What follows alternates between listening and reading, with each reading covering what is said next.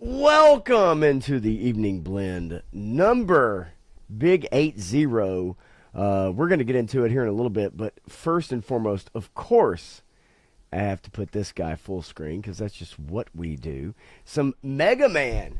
I know those figures. I know that IP. Mega Man is on the docket today for you toy collectors. So tell me quickly. How did Mega Man come into your orbit, dude? Like, I didn't know that you really liked the Mega Man series or those figures or whatever. It's always been there. I mean, I love playing Mega Man 1 through 4, probably. First 4, yeah, sure. Yeah. I think 2 is probably still my favorite. Me too. But it's always been there. And Jada Toys. I mean, you come up with a $20 Mega Man figure, and it's awesome. And I'm like, I didn't want the MDLX one or the whichever other import one. Came with all the stuff, but the price point was too high, and I was like, this one's will suit my needs, and then it can fulfill my Marvel vs. Capcom stuff. Okay, yeah, that makes sense, right? The video games too, the Marvel vs. Capcom stuff. So I've got Street Fighter and Mega Man, and so then I've got my Capcom side, and then I've got Marvel. So yeah, Mega Man, and is that Bubble Man? Is that in fact the Bubble Man? Because Giraffe knows his stuff. Yeah, dude. Look, as a kid, I can remember being at my dad's every other weekend, and I would pack my Nintendo up and take it over there. Yeah, and those Mega Man games, oh, for sure. Like I think at that time maybe Zelda had passed a little bit, right? Castlevania, Simon's Quest, but Mega Man, dude, that kept me busy for a while on a CRTV. and I've got a little trivia question for 3 stars since he's here early. I'll throw this up there early. You want to fire it up? Yeah, go right ahead, man. Okay, so it put me on full screen here for a second. Okay, let's do it. There we go. All right, you've got these 3 characters and this guy. What am I referencing? Do you get the reference? The biggest hint is the easiest one, right? Sunbow. I think, okay, I don't remember the episode exactly because I don't want to step on 3 stars' toes. I do remember the look, and I remember kind of what happens if I'm on the right path. But I got to tell you, Matthew, what's funny is that I watched Ninja Holiday. Yeah. And if any of you guys remember the G.I. Joe series with Sunbow, it was episode 21, season 2. Ninja Holiday is not really a Ninja Holiday. It's really a strange episode, but guess who's in it? You had those guys up there. It had Mainframe for just a second. It has Wetsuit. It's got Leatherneck. It has Beachhead. Sci-Fi. It has Beachhead. It has Sergeant Slaughter in it. Yep. And in a small cameo, it does have Cobra Commander and Storm Shadow. And it is a goofy episode. It had really nothing to do with a Ninja Holiday in my mind. I don't remember this. No, remember the storyline. So what is the storyline? The storyline is Enter the Dragon. I love it. I love you bring this stuff. I know you know this stuff. I love it. But yeah, 3 Star got it. Yeah. It wasn't that hard. Yeah, Once Upon a Joe, Yeah, what a the great shipwreck one. story. Right? It's funny though, man, because like I went back and watched a few episodes and trying to prepare for tomorrow night's stream and kind of figure out what we're gonna do with Seven's Wild and 3 Star Draw and just watch those episodes and there's some great ones and then there's some that are like, what were they thinking? Like, Man, what were they really thinking? And so, I love them all, even the goofy, weird ones. Each one of them had sure, something interesting in it. I mean, it taught us about DNA. It taught us about the yeah, acidic nature of apple seeds and how it can yeah, kill bacteria, right? And that giant single celled organism, battling. So they got into the microbiology of things. It's really weird the stuff that they put in there that was science fact. it actually is. It is. It is. Again, look, I love it, right? I have the volumes on DVD. I love going back and every now and then popping one of those in, but you can find them all right online. Yeah. But it is fun to go back and then go, man, I don't remember this one, or I do remember this one, or I don't remember all of this one. And Ninja Holiday was just one that I was like, oh, well, maybe that's something that 3 Star and I can talk about getting close to Christmas. And it's got holiday. And then I'm like, no, this has nothing to do. I will tell you, we do have a fun one for tomorrow, which I know most everybody will remember. I know you will remember it. And so I can't wait to kind of unveil that tomorrow and we're going to kind of scrub through it and look at particular scenes and just either goof on it or talk about how much we love this scene. Yeah. That stuff is fun, but yeah, good pull there. Good pull there. The trivia question for those in the know, probably not that difficult. Yeah. Right. Yeah. But yeah, man. So look, welcome in. Show is already in progress. Glad that we were able to gather you all here today. There's some news. We're going to talk about the Netflix proposal, but then Paramount's coming hot and heavy. And that's an interesting position just from what a lot of things we talk about, which is gobbling up IP, gobbling up things where it kind of squashes competition. It squashes creativity.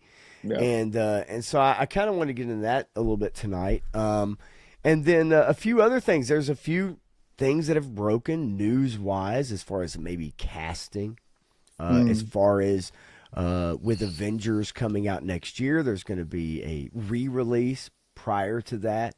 Yep. That I find kind of curious because I don't know how much it really ties in to what the new movie is about. And then let's see here. Got a couple other things. Let me hit it up. Some Tomb Raider news for those that thought that was off the books. All of a sudden, Tomb Raider is back in the news, and not for the right reasons, I don't think. And then let's see. I do have a little bit of toy news, and I want to get your opinion on this with an article. Warriors of Tomorrow. I don't know if you'd seen maybe a little bit of that, but yeah. So there's a few things. We'll pick and choose. We'll kind of slide. We'll glide through it here as we get into the holiday season. Hopefully you had a good weekend. It was real super busy. Man, mine was full of parade. Yeah. I don't know when the last time you were in a parade, Matthew, or any of you out there in the chat were in a parade or helped facilitate a parade. It's been a long time for me. I didn't have to do much. My problem was I parked at the finish line, had to double back back to the starting line, and then walk the parade to the finish line. It was not fun. It was not a fun evening in the middle of the SEC championship game. Yep. And as an Alabama fan, that was not a lot of fun having to go through. Well, I was hosting my jiu-jitsu teacher and having a seminar all weekend, and then my daughter's play on Sunday. Oh, okay. First performance of that. So important, extremely important. And for those of you that have kids, you know how important that is. Shane Same Time Toys is here. Says I'll be by soon. I know he was doing a stream with G.I. Jetman today, doing their 20 favorite cartoon characters. Which Was go ahead. was Krusty O'Crow's first post still on there? I don't see it. I did Ah, see him come in here in a little while. let me see it because I think because he put that on there at like 222 or something. Last Yeah, time he was 1995. there. He was. Gotcha. Okay. Look, I got to tell you, I would be the first one to tell you guys that Netflix had purchased this show. And look, I know, high demand. I'm not going to lie to you, though, dude. Like, look, there's, and look, all you guys watch live streams, right? Like, you watch videos, you like what you like. There are times, there are moments, there are segments in this show and other ones maybe where I feel like it would stack up against some of the stuff that I watch. Yeah. It would stack up against it. It just, it's part of the game. It's part of just, people that have put in the time, and it's part of sometimes luck or whatever. But there are segments, there are times where I would say, yeah, it's just as good as the people that I love to watch. And so, look, if Netflix bought this show, Matthew, you and I, we'd be on the beach right now. We'd be on the beach instead of, well, not for you, but for me, 30-degree weather. That's what would be going on in my life. I don't know about you. But nonetheless, yeah, G.I. Jetman's Same Time Toys, Shane did or probably still doing it, top 20 favorite G.I. Joe characters from the cartoons. Look, I always encourage people, man, check everybody out. Right, Yeah. check everybody out. We're all streaming. We're all over the place. Check everybody out. I love it. I'm working on my top 10 action figures of the year for 2025, and then my top 10 classifieds. And it's a tough list. And there's some figures that people love that I don't. And then there's figures that a lot of people love that I don't. That's the fun of it, though. Right? Yeah. And the conversation around it, and people will call you out and say, oh, I don't know, what the hell? His legs were janky. They're, loose as shit, And then there's other ones that, you're right on the money with, or people think you're right on the money with. And I might be bending some of my rules this year because I generally will not include a figure on my list that I had to modify. You're not a rule bender, Matthew. And I may bend that rule this year. In the year the retro Storm Shadow came out, okay, I so wanted to put him on my list, but I couldn't because he wasn't good enough until I modified him with the Gridiron Storm Shadow set, and some Marauders swords. But how can that count towards your top 10? Doesn't it have to be like just out of the box? So right? and that's always been my thing is it's got to be out of the box. And Okay. there's one figure I'm thinking about bending that for, but all right, it's a toss up. I'm not sure yet. We shall see. I know 3-Star and I will do our annual kind of top 10 classified. We're going to pick a day to film that and do that, and that'll be fun. We usually have fun with that. Clint Jorgensen is here as well. Tough to say on the Netflix deal. Big DC and Potter fan. Yeah, we'll see. It's not Netflix We all shall the way see. yet, right? Yeah. Garaf is here as well. Loves Universal. To get WB, least evil. They didn't kill Trek. Yeah. They Motu. did kill Trek. They did kill Trek. Yeah. Look, we never even really got into that. We didn't bring that up. The new cover photo for the new Star Trek show. We didn't even get into that. It's pitiful. Look, I was never a huge Star Trek fan, but I did love Next Generation, and there are shows in there that I liked watching, but not every week. But it's sad. It's really, really sad to see. I mean, Klutzman killed it, so yeah, he's destroyer of franchises, just like Jar Jar Abrams. If you're a big Star Trek fan, I don't know how you could be happy with what they've done for the last decade. 3-Star Draw is in the house as well. Let's see here. Yep. Let me get down because I know there's a few people bouncing around, and there he is, Krusty Old Crow. Aren't you guys getting the Netflix contracts yet? And the one you showed earlier? Not yet. I'm checking my email box every 10 minutes. So I may show you guys what's in there here in a minute. Streaming the family dinner, Clint. Man, as much fun as maybe it sounds like, I'm not so sure it would be that much fun for you guys to watch, right? Like, and you could probably say it about your own, right? Woody Triple Deuces in the house is, I don't know about a parade, but I was in a lineup the other day. Oh no! Oh no! Oh no! Oh no! That's the last thing I wanted to hear. That's the last thing I wanted to hear. And yes, Angelina Jolie in the last Tomb Raider. I agree, Clint. Probably the last good thing they've made. You know, Other than the games. The newer games were pretty good. The first one, anyway. I never saw that modern Tomb Raider movie that they did with the. Her name is on the tip of my tongue. Yeah, also. I don't know. Not Veronica. It doesn't matter. It Yeah. did not do well. No. It was basically based off of the newer games. The newer games did well. Okay, as we say hello to War Chest full of toys. What's going on, buddy? And the newer games did well, but they really tailed off at the end, and people really got out of it, right? Yeah. And hey, I love the first 3 games.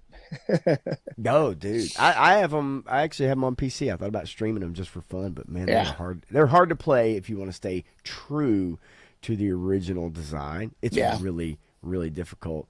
Let's see here. 3-star says, yeah, you can't be counting figures. You got to tweak in the list. Okay, that's what I'm saying. Matthews, maybe changing the rules. Look, it's your list ultimately at the end of the day. So, whatever. You do what you want to do. I think as long as it spurs some conversation, I think that's always fun. Yeah. Yep. We're all going to have our favorites, and we're all going to have like what we don't really care for, right? Yep. Brogu is in the house, and Dreadnought K6 making the triumphant return to say play Battlefield 6, not Battlefield 7. Yeah, I can't agree more, Dreadnought, with Right. that. Battlefield 7, serious issues, right? Like that campaign, whatever, if you want to call it a campaign, is pretty bad news. Okay, so niceties out of the way. I got to tell you something because I want to get into this right now.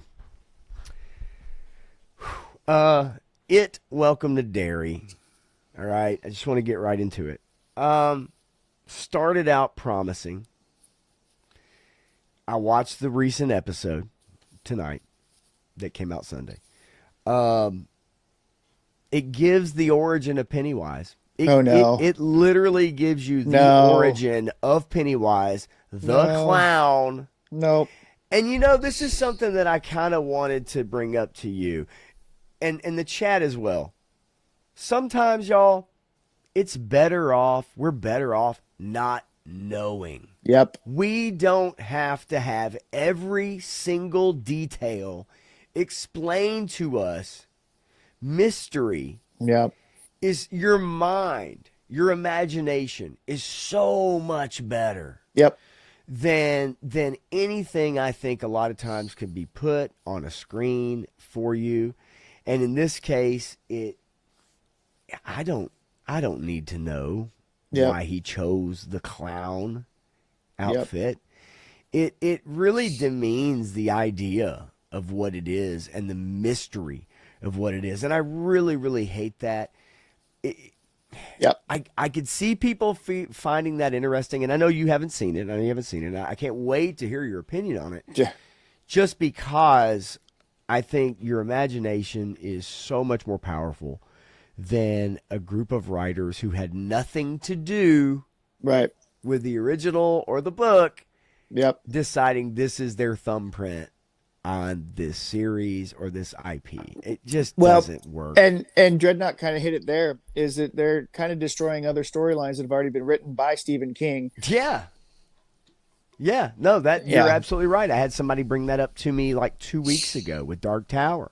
Yep. And and then that one character, what's his name? The black guy. He's Dick Halloran. Dick Halloran. Yeah, because he's, I believe, in the Shining as He well. is, yes, he is. He is in The And Shining. He is the guy that yep, that gets the axe, so to speak. yep, Um, yeah, it's just look. I get what they're trying to do. For those of you that have seen it, then you understand what I'm saying. For yep. those of you that haven't, you understand what I'm saying because we've seen this play out time and time Time again. again. I don't Yep, need every Star Wars mystery explained. I yep. don't need every Star Trek or Doctor Who. I don't need every which is not a thing I've been into. Okay, I don't know a lot about the lore. I know a little Right. bit, but it just, man, it's so reductive. Yep. It's so reductive. And now that you know, here's what I envision. Okay, now that you know the origin, in 10 or 15 years, there's going to be another story group come along and decide to put their thumbprint on it and then change it and go even earlier in the timeline so then they can be the first ones to explain to you why this came to be. Does that make sense? We've seen it happen And so many really, times. ultimately, we know that it is actually the thing. So why don't we Yeah, just forget about yes. it? Forget about Yeah, it. dude, exactly. It's like the thing. I just, man, it's disappointing. Are there good moments? Yeah, I think they've done a good job of the show. I think there are good moments. I think the kid actors have Yeah, done a pretty good good. job. Yeah. They do make you care. There are, ancillary characters that you want to find out what. It reminds me. Do you guys remember following along with Lost? Do you guys remember following along with Lost and like as the seasons wore on, the more and more J.J. Abrams mystery box storytelling fell apart, Yeah. but you still were invested in certain characters. You wanted to see what happened to Jack or Kate or Sawyer. You wanted to know, so you stuck with it with diminishing returns. So I think my favorite J.J. Abrams show was Fringe. And Oh, it sure. and yeah, I mean, he kind of messed up the ending, but it was okay enough. Most of the other stuff that he's done, that mystery box stuff for that long, just falls apart into garbage like Lost. So Yeah, I don't know. it just is, and I think that unfortunately today with so many shows, season one is mapped out. Yeah. They don't know if they're going to get renewed because that's the way streaming services work now. They cancel shit after one season or they may renew it for two. Look, I saw Fallout got renewed for another season. I saw um, the Night of the Seven or the Duncan Egg. Okay, I know that the Duncan and Egg story got renewed, even though we haven't even seen a minute of it. Um, and then House of the Dragon got renewed for another season, even though we haven't seen Yeah. anything out of season three. And so it's like sometimes these things get canceled, Yeah. sometimes they go on, but ultimately at the end of the day, it's like if they don't have a roadmap. And I saw the creators of the Fallout series in an interview with IGN when the question was posed to them, have you mapped this whole thing out? Yeah, I'm getting hit up right now. Have you mapped this thing out? Jonathan Nolan, it's Christopher Nolan's brother. He literally says, as a producer or as a TV showrunner, your answer is always yes. And you could tell that he was lying through his teeth. Yeah. But you tell the audience that. You Right. tell them, yeah, of course we've mapped it out. In reality, they probably mapped out one season, and now they're having to scramble on the fly to come up with the rest of it. And I think that's almost with everything now. Yeah. War Chest, I will say about House of Dragon, the first season was really good. The second season would have been really good had they HBO not reneged on their deal with them and taken off 2 episodes and cut their budget before the season was finished. So there were supposed to be 2 more episodes in that Yeah. season. And if those 2 episodes had happened, you would have had this amazing battle and then the epitaph, which is the way a season is supposed to end, and it would have been satisfying. But instead, it ends abruptly right before the big battle, and you're like, "What the hell?" I mean, talk about blue balls. And Well, now they got to put all that budget into season 3 and then tell a season 3 story when all their budget's going to be taken up with the battle but and with the also on top of that, though, the way that the the actual story goes, it's like the way they have to fit this in to a season and the timeline and everything is now kind of very strange. Yeah. And so, how do they work this out? Look, again, I bring up Lost. I think for the first couple, look, they put that show. I remember watching a interview, like he was in front of an audience. It might have been a Comic-Con, something like that. And I remember J.J. Abrams talking about the first pilot of Lost, they wrote in 11 days. I think they had 11 days to put it together or something like that. Or 11 weeks. They had 11 weeks to write it, shoot it, cast it, and get a pilot together in 11 weeks. And they had the idea, but then after that, it was just like a chalkboard with a bunch of lines going all over the place. And you have to somehow bring all that back together in a satisfying conclusion. And they didn't do that. And that's what a lot of shows are missing now, is that you don't have to solve every mystery. Welcome to Derry. Yeah. But you do need to give us threads that we can hold on to. And as long as you stick the landing, Yep. that's what people remember. Breaking Bad, Better Call Saul. Yep. Stick the landing. That's all you got to do. And it's so difficult now. It really is. It's crazy. Well, and because people believe J.J. Abrams when he made his mystery box speech. And when he talked about the mystery box, it ruined everything in storytelling because people believed him and people started using that methodology. What's in the box? I don't care what's in the box. That's not the point. And it's like, no, if you're a smart writer, that is the point. You have to know what's in the box. The audience may never know what's in the box, but you have to know what's in the box. Otherwise, you cannot write a proper story around it. And eventually it won't make any sense because you don't know what's in the box. So nobody knows what's in the box. And that you'll just get a bunch of loose threads, right? That you don't know how to tie together because you've written yourself so spread out. Right. And then what you find is that you've contradicted yourself because now when you decide to see what's in the box, you can't tie it back to it because none of it makes sense because you weren't smart enough to know what was in the box beforehand. So you have to start with the ending and go backwards in good storytelling so that you can build up to that. I said, how do I get there? Okay, what are the challenges? What are the obstacles? And you build backwards from the end of the story. And if you storytell it that way, then you can do something really interesting and engaging, and everything will lead up to it, and it will make sense because the audience will be able to pick up on context clues and see. I think that's also upon second reading. That's also another problem that you and I talk about is that they don't trust the audience. Mm-hmm. Right. So part of it is they don't trust the audience. The second part is they write shows to where they know people will have it on a second screen. And we brought that up before. It's like, exposition. There's scenes that there's too much talking. There's not enough showing. And it's because they know that you are scrolling through your Instagram and you have this over there on the side screen and you're halfway paying attention. And so not only do they not trust the audience, but on top of that, they also know the habits of the audience now.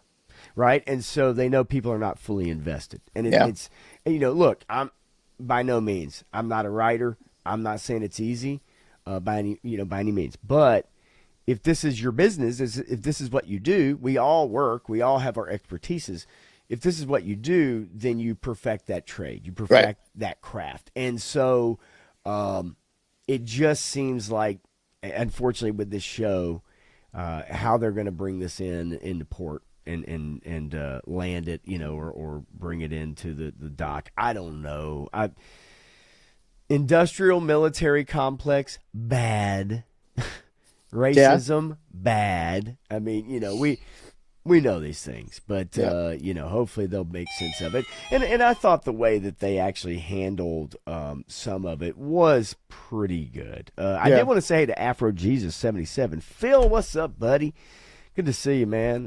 He might be hanging out at my work right now, just chilling and got the Bluetooth in. Let's see here. I did want to hit up a couple of these really quickly. Let's see. One remake I like, says Dreadnought, except for the chick, is Dune. Been pretty good so far. I think most people actually have enjoyed the Dune remake. Yeah, except for what's her name, Chani, Oh, Zendaya, yeah, she's man. And look, I saw a and list of the she's top 100 she. most powerful women in Hollywood, and she is up there in like top five. Well, I mean, it all goes back to their social media presence. That's why they were hired. They were hired because they had social media followers. Yeah. Not because they can act, not because they can do anything else, because they had a bunch of people paying attention to them.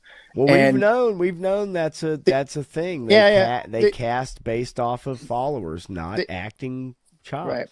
They changed her character fairly dramatically in this remake. She's very, I don't want to say very different, but she's different in the books. Uh, she is not as overtly hostile. You know, her hostility Yeah. is more reserved um, in the books. But I mean, I think part of that is a bit of modern day and you know, having to fit that in to the story and then, you know, maybe playing to that actor's strengths. I don't think that that's part of it in Dune anyway. But Gress's loss was great. Talking about the episode the next day at work, I remember that was so much fun. You know, yeah, let me ask you guys, how often do you do that now? yeah, Talking about exactly. something you saw the night before and going into work and everybody's on the same page and they're putting their theories out there and they're, you know, the excitement or the disappointment, right? Like that was a the thing, a the real closest thing tangible thing. the closest thing to that right now is Landman. People are coming in, they want to talk about Landman. Okay. I've had a couple people come in and not necessarily talk about it. They brought it up to me like, Yeah, "Hey man, I'm really digging the show." yeah, But I'm talking about like digging into the lore scene, and every yeah, scene, yeah, right? Digging into what the possibilities are. Now, Landman is a different type of show. It's yeah, not yeah. that kind of show. Right. But but I mean, dude, it's been 20 years Yeah. almost and at least and those were fun times. Like that Well, was fun it times was. I coming mean, in it and wasn't chopping it up. not 20 years. I mean, we had Game of Lost Thrones. started in what, 2004? I'm talking about like Game of Thrones was Oh, another no, you're right. water cooler show, and You're right. And Rome was one of those shows. Rome. We used Yeah, to come in and talk about Rome. Rome. Let's remember, folks. Rome. This was a time when HBO said that Rome was too expensive to make. The yeah, extras cost too much money. The sets cost too much money. But here we are, where Lucasfilm will throw $280 million to Leslie Headland, Harvey Weinstein's former personal assistant, and give her a show with a blank check, $280 million to make a show. And yet Rome for HBO was too expensive in yeah. Right. 2003. You Yeah, know, it's like, yeah. that's Well, where we've gotten to now. well, and then Stranger Things is expected to be a higher budget than even that. So Yeah, I'm not. I'm not fully Look, convinced on it either, but we'll see. Stranger Things, Turk Murphy's Toy Solutions. What's going on, Turk? So, bud, How you doing? Todd C in the house. What's going on, Todd? Good to see you. Says they remaking Lost. I don't think they'll do that.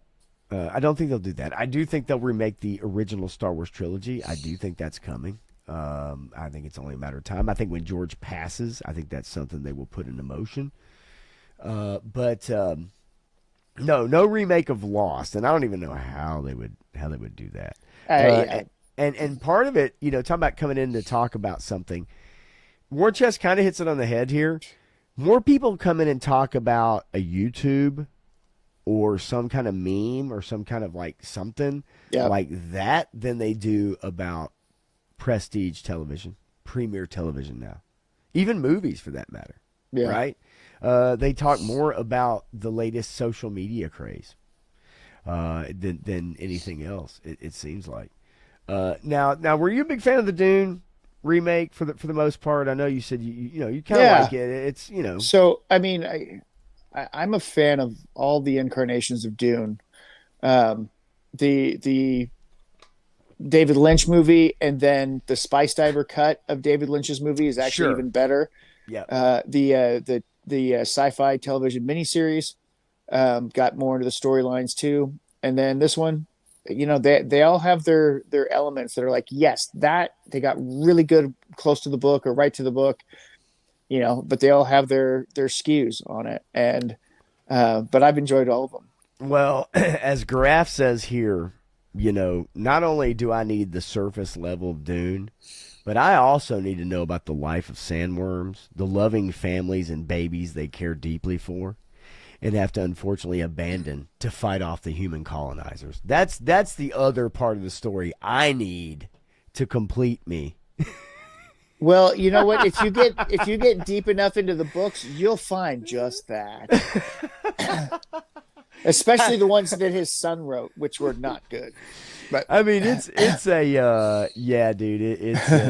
It's a mess, and I'm with you. Look, most people here they're like Zendaya, not so much, right? Yeah. Like the power of social media, folks. The power of social media. 3-star. I got to tell you, having not seen a single episode of Lost, I got to tell you that the first season I thought was a lot of fun.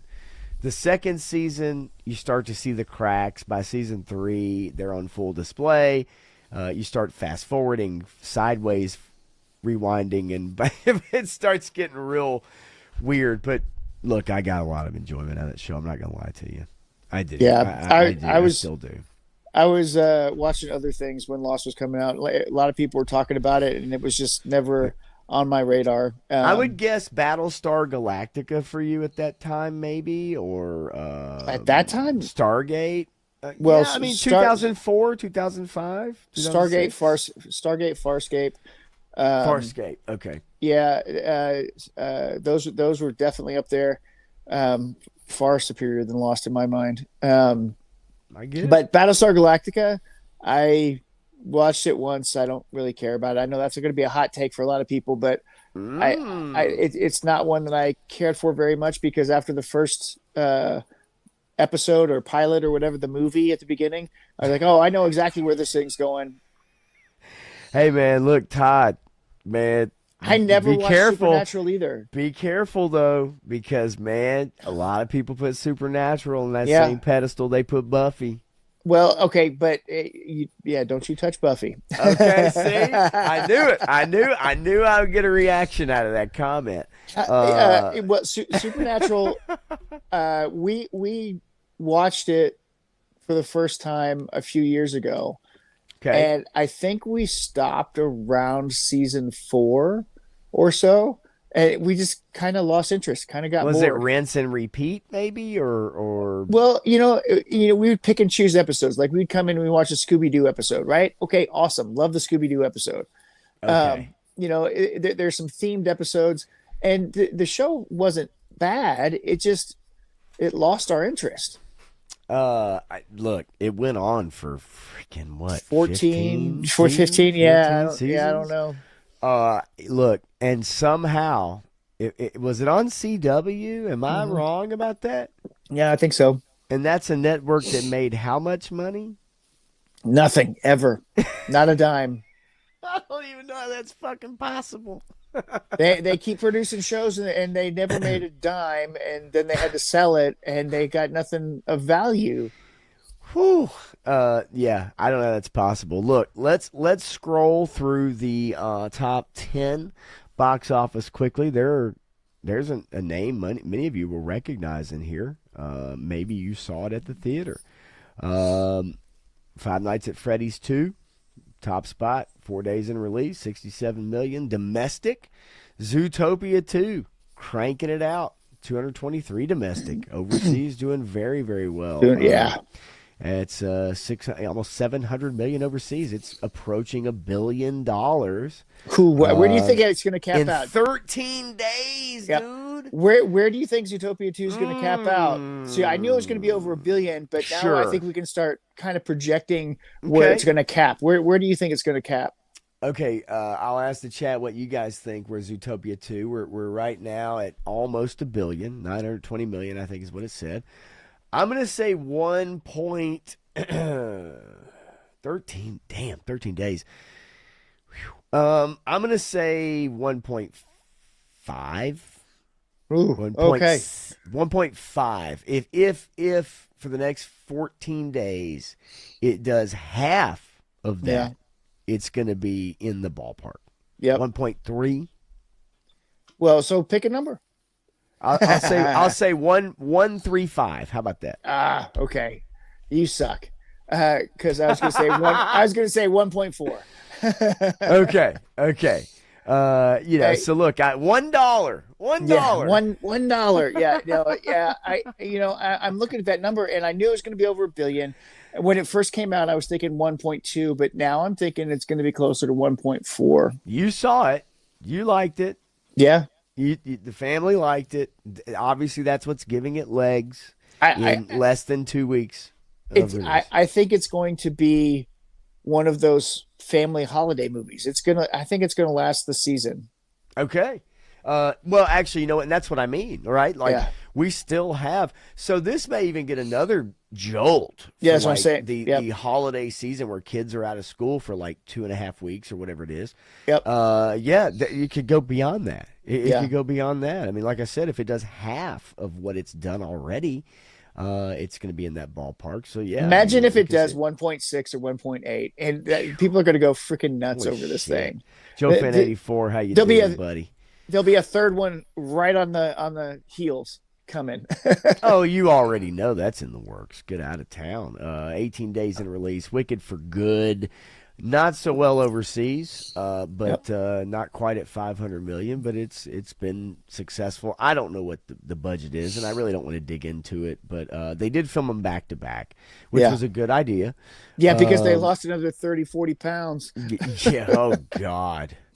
Yeah. I got in. I don't even. Scary story. It's scary. I don't even know what's going on with those chicks, right? Like I Yeah. really don't. So jujitsu was this? Hang on, Jujutsu Kaisen Execution. G Kids is the distributor. I know nothing about this, and really, Yep. I don't know that anybody here really does too. It is an anime, as we've seen. Anime is doing very well. It is So healthy, so healthy. the way that that's spelled is the correct way to pronounce jujitsu Okay, okay, all right. because it is jujutsu. Because jujitsu doesn't actually mean anything, and then you put all those eyes in there, and then it becomes like an insect noise or something weird. I don't know. It doesn't mean Right. anything. It's Um, gibberish, and yeah. people are like, "Hey, but that means this." I said, "No, that's jujutsu." Well, and we had our own spin on everything, right? Here in the We West, that's what we Americanize it. do. Yeah. Yeah, sure. Stanley Eberhard, what's going on, buddy? Good to see you. And says film back to back. Yeah, they basically filmed the Wicked movies pretty much on a back to back basis so that they So could get them Well, ready. and I'll say this is more and more common. If they know they're going to split a movie up into two parts, they Yes. will film it all straight through. There will not be a break because of continuity problems. The further you get away from it, you'll have a greater chance of creating continuity issues between the actors, the props, the sets, and that way you can also film, you know, penultimate scenes earlier on in the production run if it has to do with a certain set piece or whatever. Sure. So you can really set up all the set shots that you need before you have to burn a set down or whatever, you know. It's Uh, also crucial if you have child actors oh yeah, that you keep that continuity, that yeah, age, where if there's not a gap, it's just, I think with TV shows, I think that's what's going to be such a challenge with the Harry Potter HBO show is how they go about filming it and the ages of these kids. I mean, just with Stranger Things, we've seen a 10 year. It took 10 years to make this yeah, show, and the growth of those kids. They were, I think people really enjoyed the kids at a younger age in the show and the acting, and just, maybe the acting wasn't that great, but just with the story, the yeah, nostalgia, the 80s, ET, whatever you want to call it, with kids that are 10, 11, 12 years old, it's much more difficult to invest yourself when you have a 27-year-old playing a 16-year-old or yeah. something like that. 34-year-old. 33. Yeah. Yeah, right. Steve, is playing a guy that just graduated high school. Well, And it's, I mean, hey, we lived through it in the '80s with Ralph Macchio. I we mean, did. the perpetual teenager. Who, a Motu character Jitsu. I don't remember that guy. Oh, it was the Asian guy. He had the hair, the top knot, Of course it was. and the golden hand that went like Stop this. Asian hate. Oh, Yeah. that's right. Yeah, yeah. Okay, I remember. I was into Motu for a period of time, right? Like that long. Um, yeah, and so there's a lot of those characters that I kind of missed out on that I know a lot of people really still enjoy today. 3 Star says jiu-jitsu used to be about toys, or am I thinking of something else? Dang. Wow. 3 Star, you better watch out. I'll break your hand in 5 different places.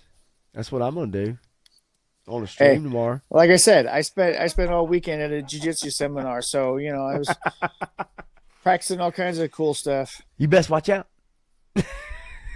All right, let's get to this list. Now you see me, now you don't. Well, you still see me, so I Yay. apologize for that, folks. It's pretty face.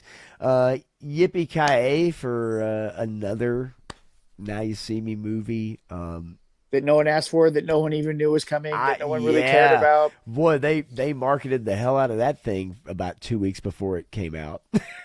Like I had no idea. Nobody knew it was coming, and then all of a sudden, what? They're doing a third one? Did they make a second one? What happened to the second one? Nobody Yeah. remembers the second one. I sure as hell don't. I barely remember the first one. But I'll tell you what I do remember. Kill Bill. Yeah, so I've heard, Re-released in theaters. The whole bloody affair. and it's got new scenes. Mm-hmm. So Uh, I'm interested in this. I've heard good things about it. So yeah, I would like to see this. I'm not going to go to the theater to see it. Sorry. no, I don't think so. Although I got to tell you, I did not see the original Oh, in theaters. yeah. But the first one, hands down, Oh yeah. absolutely love it. The second one just didn't hit the same for me. Right. Right, just didn't hit the same. And 3 Star kind of nails it, right? Like nobody wants to sit through 5 hours of this shit in a theater, and I love Kill Bill. Well, 3 Star. I don't know about that because there are people. The Lord of the Rings extended version trilogy marathon theater tickets sold out like that. So that's coming next year, and those tickets sold out. They're gone. They were gone in 30 seconds. So people will sit for 14 hours in the movie theater watching that one. 4 hours and 41 minutes, Stanley, to give you an idea, with a 15-minute intermission. Um, wow, it has new footage, including expanded anime sequence and full color fight scenes. Yeah. 15-minute intermission for its theatrical release. Wowie. Yeah, 4 hours and 41 minutes is a long time at our age to sit in a theater without having to run to the bathroom. But if you've seen it before, then it really doesn't matter because Right. you're not going to miss anything unless it's one of those new scenes. Right. And I don't know Right. how much this movie means to you that you're like, oh no, I'm missing this anime cutscene. Like it's okay. Now I totally get it, and I do love it. I will say again, the second movie didn't move me like the first one did. Yeah, the second Um, one wasn't as good it's for more of a whatever reason. Western feel. The first one is more of a samurai slash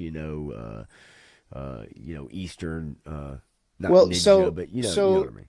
I mean, a lot of those movies were the same, because all those Sergio Leone spaghetti westerns were based off of Kira Kurosawa films. Yes, Like exactly. almost Yes, all of those Clint Eastwood westerns were based off. Actually, they all were based off of Kurosawa samurai films. and I love that taking that premise and translating it not only in a Western sense but into a Western sense, Yeah, right? Like I love that. It's just the second one just didn't get it, even though we have our conclusion and everything. yeah, But man, there's some great actors. There's some yeah. great actors, and there are some great scenes, including the pussy wagon, as Warchest says, and had a customized vamp, if I'm not mistaken. I could be wrong. Nice. Correct me if I'm wrong, but it looks tits. It's beautiful. Hamnet, I've heard good things about. It got another weekend release and really went up against the last week. Had more theaters, I think, involved with Hamnet. And then Merrily We Roll Along. I know that's one of your favorites. Actually, I really don't know. I don't know. How good is it? We'll never know, folks. You tell us. Predator Badlands rounds it out over a month in release, and $180 million. This movie not going to make its money back. Wah, wah, wah. Yeah, it's We knew not. that from day one. Yeah, I And think so. everybody's praising it how good it is, and then they go out Stop it. and then they say Deadpool Wolverine didn't make money. Wait, that doesn't make sense. Well, you do remember this was praised as the top making best Predator film in the franchise, in the Yeah, history of the Predator franchise. if you don't adjust for inflation and understand how the difference in money and production budget and ticket prices vary, and then so the number of people that saw it, if you don't take into account all that math, maybe you could say that. It is funny, like, and I know we joke about it all the time about the adjusting for inflation, but like, there really truly is a thing about not reading a headline Yeah, and actually looking at it and going, "Oh, that doesn't make any sense." And right. and look, we can all go back and look at the '80s, and there's a lot of classic movies that we saw that if you look at the box office returns. Yeah, it's not like what we've been used to from the MCU where everything was $1 billion and 900. Yeah, it's so different. But when you really truly look into the dollars and cents of it, it's like, no, those Right. movies did well. They did Yep. very well. But when stacked up against 800 million, yeah, I'm sure 97 million doesn't look that impressive in 1984. But that Right. actually was an impressive number at that time. Right. It just is, but a lot of people just kind of forget that. They don't even think about that fact. Yeah, Joe fan, I get it, man. Like going to a movie, I'm pretty good. Still have the bladder. I wouldn't call it the bladder of steel, but it's still there. There's still remnants. It's overnight is where I have the problem. I think all of you can understand what I mean with that. It's waking up in the middle of the night. No, my prostate is just fine. Yeah, okay. I'm not saying it's not good, but you know that I know that you know that I know, Norton.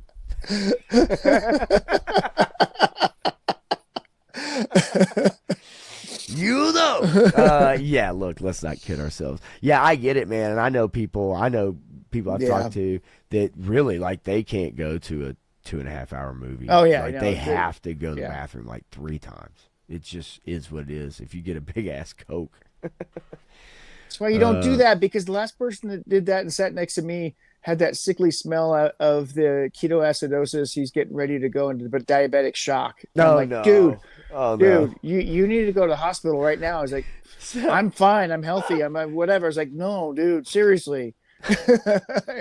Whatever, man. Okay. Hopefully not in You the middle can. of a movie. Jesus. I hope you don't have. I hope you don't stroke out here in the middle of the movie. And Hey, gotta have the popcorn. Gotta have the large Coke. I mean, that's just the way it yeah, is. but when It's you're the going way in it's the, always gonna be for me. But I know it's not for everybody. But it is for me. I can't help myself. I'm a sucker for $40 popcorn and Coca-Cola. The remake of Silent Night, Deadly Night starts Friday. Did you know that? I saw yeah, that yeah, I comment from did. 3 Star 3 star. highlighted it. It does not smell like alcohol. It What? I didn't even see that chat yet. it is a sickly sweet smell, and that's the only way I can describe it, because it doesn't smell like anything else, but it is sickly sweet, and it does not smell like alcohol unless you're drinking all those girly drinks. I don't know. I don't drink any of that crap. But Man, come on now. You can't lie to everybody, Matthew. I know what you do in the dark. No, I just kidding. were you watching that stream where Shark Guys revealed all the stuff that happened after Joe Fest and DFW? I don't know that I was, and I'm kind of scared to find out now because maybe I was a part of it. I don't know. I'm like, No, I was a part of a lot. it was here in Dallas with when Oh shit! Adam, Ronnie, and I were running around together. Oh god! He was being goofy. He said some stuff, and I'm like, "Oh, dude, careful what you say. People might get the wrong idea." It's like, "What are you talking about?" It was all in the chat. I'd love to see your ass at Joe Fest. Is what I'd like to see. Oh, that'd be awesome. Yeah. Yes, it would be.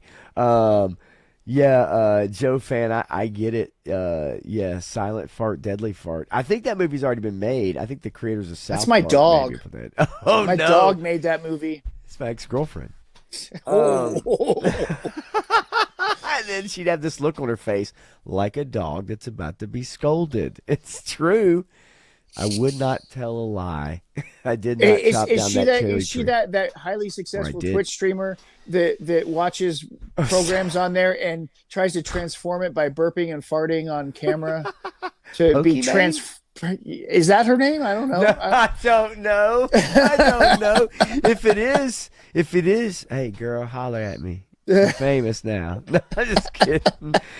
No, I'm not kidding, actually. 46 and cut liquids all 90 minutes before the head hits the pillow. Great idea, Stanley. Cannot argue with that. Great, great idea. I need to follow your lead on that so that I don't have to get up. Yes, 3 star. Apparently, that is a thing because Oh, I'm sure it is a thing. Twitch is about ready to get sued into oblivion because too many people are just stealing content and putting it on their channels to get views, and they'll say it's transformative because they're doing like farts Sure. and burps or saying something every now and then. But yeah, Is that not the same thing of like watching an entire episode of something and just sitting there without commenting on it? You remember when yeah. that meta was going on and Well, somehow and they weren't getting copyright struck, but well, they did eventually, and YouTube has protections in place for those types of things. Twitch does not, and so Twitch yeah, is on the verge Twitch, of yeah. some major lawsuits by all of the big companies. I think they've been on the verge of major lawsuits. The problem is nothing's happening. I mean, look, look. I don't hold it. There's enough money being lost there that they could go after it.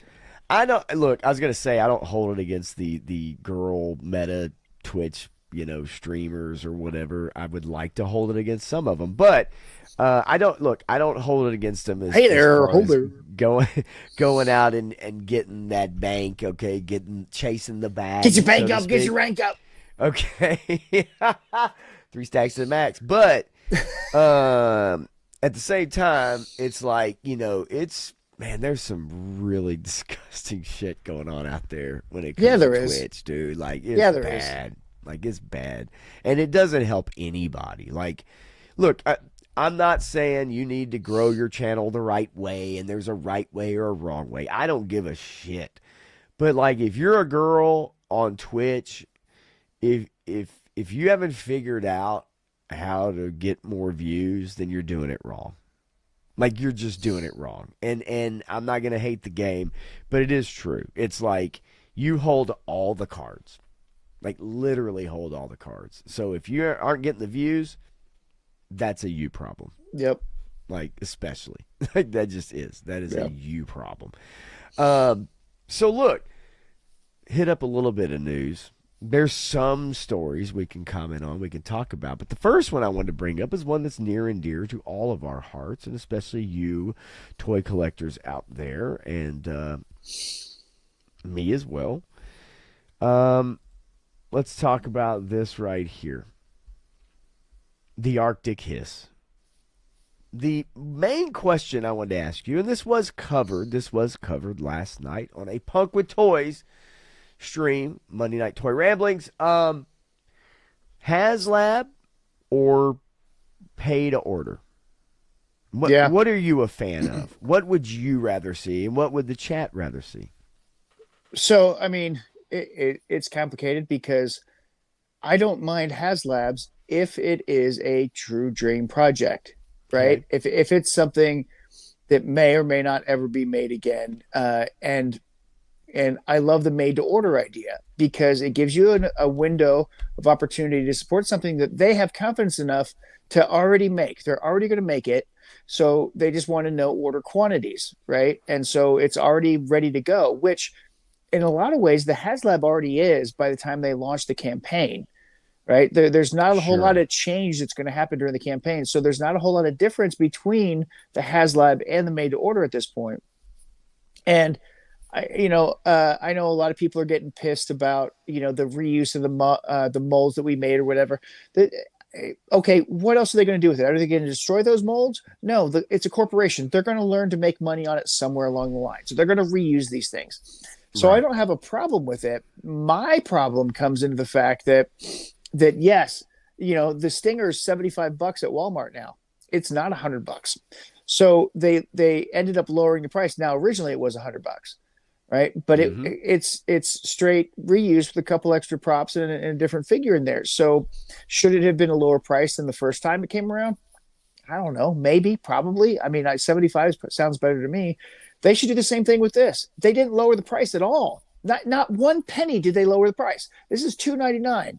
It was $3.25 for the his take when it came out, but it came out with a bunch of figures. Now there's only one figure. So you take those extra figures out and the price is the same. It's the same price. And people will argue, well, that's not, you're paying for, the initial thing, the one figure vehicle. That's what you're paying for. No, you're not. If you pay that price and agree to pay that price, you are agreeing to pay for all of the stretch goals that will ever be unlocked for that project. I don't care Right. what you say. And if you don't make all of those stretch goals, then you're not getting the value out of it. So now when they offer it again and they lower the price, it's not really lowering the price. This is the same price as it would be without the figures. Right. And Yeah. and that's what gets me is like, okay, you're reusing the mold. Let's see if we can lower the price. But they don't do that with any of the action figures. They reuse that Bucky Cap mold for almost a decade, right? And now they're using the Right. Vulcan Buck, and then they're using the next Buck on Marvel Legends. They don't lower the price when they reuse those parts, and that I way they can make even more money out of it. I So guess. I kind of get it, but I wish that they would lower it. Yeah, I'm with you on that. Let's say hello to Tony's Figs. What's up, buddy? The What's up, ultimate Tony? customizer, Kid Basher, magical and mysterious Tony's Figs. So I'm pretty much with you on that. I will say the way I break it down is like this: the made to order and the reuse. That's their way of being able to bring us new molds and new things. And so, on one hand, like, I'm not a fan of it. On the other hand, I get it because it's a way for them to make extra money, which allows them to produce new things that we want. Right. And so, in that sense, I'm okay with it. I'm with you price wise. I kind of am a fan, and I see some people like Joe fans saying, "Hey, look, both Yeah. ways are good." HasLab Dream Project, made to order, kind of not. That I'm okay with both of these things being available, Yeah. but yes, price wise, and you look at value, yeah, that's a hard proposition. Now that we've seen the prices go up on just our individual figures, even if it's $3 or whatever. So that value proposition starts to really become a thing. Where before is like, yeah, I'm all in, right? And now Yeah. it's like, I don't know if I'm all in. Can I find this 2 years from now Right. to add to my collection for the same price? Right. Um, because that will happen. I don't know, man. I think a lot of us have talked about this going this direction where it's like, and I know War Chest in particular, huge fan of ensure that there's enough for me as a premium member. Well, this is a little different, but it falls under that guise of, hey, if I put in for it, that means I'm guaranteed, right? And so not just like with exclusives or the pre-orders and stuff like that, but I think on something like vehicles like this, the bigger projects, I'm okay with this direction. Yeah. I think it's okay. I know that 3 Star says if HasLab goes away, made to order fills its shoes. It's damn near the same thing with a different name, right? Hey, I Pretty mean, much. right on. Yeah, Mm-hmm. it almost is, except for, we're paying for the tooling with the HasLab. With the made to order, the tooling's already been purchased. Yeah, now when you mentioned earlier about the price, I was like, I thought this was $200, and It Gun is. Bunny's Customs rushes in. Yeah. You'd said $299, and I just Oh, want to sorry, make sorry, sure, sorry, and sorry, that's sorry, okay because I sorry. thought, and I know if anybody knows, I know you know, No, I did. but I I was did. like, I I thought meant this one. was $200, Yeah, no, right? I meant 199. I meant, Yeah, so and I'm saying that because you don't have those other extra figures in there, it's still the same price as the HasLab. It's exactly the same price as the HasLab. yeah, yeah. If you take away the figures, then basically brass tacks. That's where we're at. Yeah. I'm just curious because Graf says no nostalgia with this his variant. I get to save $200 for the next HasLab. I just wonder, how many people are like, heck yeah, because I know there's people that are all about sub teams and they're all Yeah. about like, and fully understand that. All right, if that's your thing, but aren't there other vehicles we would have rather have seen made to order than an Arctic Hiss? I mean, Well, is that just me? so Am I wrong about no, no, that? no, no, now hold on here. So this is the probable thought process that's going on, right? Okay, we're going to do a made to order. We already have the molds for this. We can just tweak it a little bit, spend a couple bucks on it, and then we can put this out for made to order, and we can test the market on made to order with GI Joe fans. If this is successful enough, then we can go into production on the Thunder Machine because we know Sure. how highly marketed and tested that Thunder Machine has been. So that can be a made to order. So our next time's made to order will be the Thunder Machine or whatever else they wanted to put out there. And that Uh, goes to what I was talking about, which reuse gives them more money right, to give us new molds.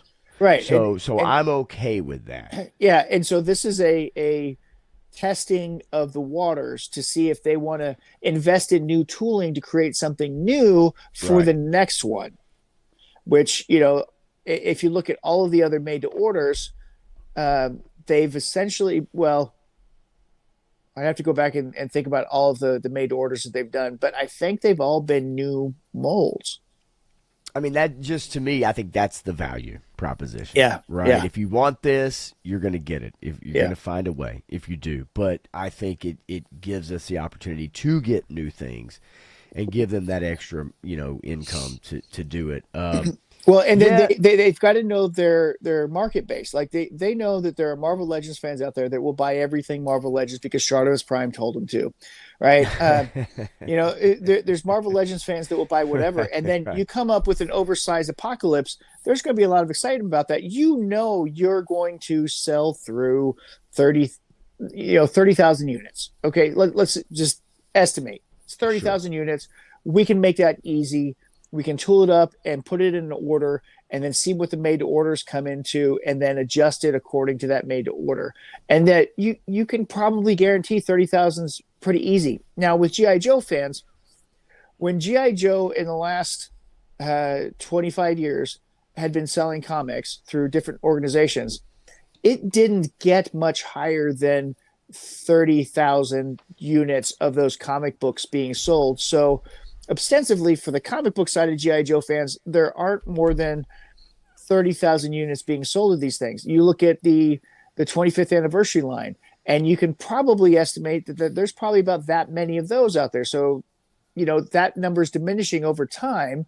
So Right. with classified, it's been less, and it may have spiked a little bit with some of them, but I could see it coming down again with the price raise and all this other stuff that's going on. So they've really got to test the waters. And since Hasbro's all about gouging everybody for every penny that they can get because of the move that they can't afford to make that they're making What because to because Boston? to Boston, and the fact that they laid off a whole bunch more people this fall that didn't hit the rags, but they laid off a whole bunch more people in this fall, and they're going to lay off more at Christmas time. And that one hasn't come out yet, but clearly they're going to be laying off more people to make this move to Boston worthwhile for them. So Well, it's a money game. yeah, it's always a money game, and yet trying to balance what to give your fans, right? We've been eating good for a long time, right? I mean, yeah, I would say so. Graf had a question though. Did the original Arctic Hiss come with a driver that looks like this one? Most people are, hey, this is kind of a kit bash driver, right? Well, it is a kit bash driver. That's Right, a snow serpent with a hiss driver head on him. right. Um, I didn't have the Arctic Hiss. That was after my time, really. Um, Yeah, it wasn't like they were going to go out of their way to do something different with this. I don't see why you would, and I think most people probably would put a different person with this. And look, and War Chest and Arctic Cobra Commander, yeah, that would yeah, have been no. cool. That Well, would have been it cool as shit, and right? so Come so on. if I can find a Ross find of the retro carded Snow Serpent, I'll take one of my extra Cobra Commander heads and pop them on there. But yes, so essentially the Arctic Hiss driver from the 25th anniversary line was very similar to Okay, a Snow Serpent with a Hiss driver head on. okay. Um, and along those lines, though, Warchest was asking if they sold more units of the Rattler than the Hiss, and I think that's correct, right? No, No, no. I could The, have swore that they did. I had the numbers. I can probably find them, but I believe the Hiss is still the highest performing HasLab. It definitely jumped out of the gate, that's for sure. They had diminishing returns since then, but Right. I think the Rattler was more than the Dragonfly. Um, I mean, somebody will put it in there, and before I even get a chance to look it up, but I thought maybe it did, but you may be very well be right. The yeah, diminishing returns. yeah, Stu for lunch, how you doing, buddy? Good to see you, man. Stu. And 3 Star says driver's terrible. Wish they just repainted the Hiss driver like the Arctic Bat or even a right. female gunner. I just think that it would have been really bad ass to have Arctic Cobra Commander. Look, as many as we've gotten, but to have the white coat, Well, like okay, that would have been fun. they will probably do that at some point. Yeah, I'm sure you're right. But with this, Yeah, they need to make it an army builder, right? Whenever you do right. that kind of stuff, you need to have an army builder. We're just lucky, I guess, that it's not a female his tank driver that's coming out with it because they love putting all the female figures with the vehicle so that you have to buy the female figures. Yeah, right. So they get reuse of those molds.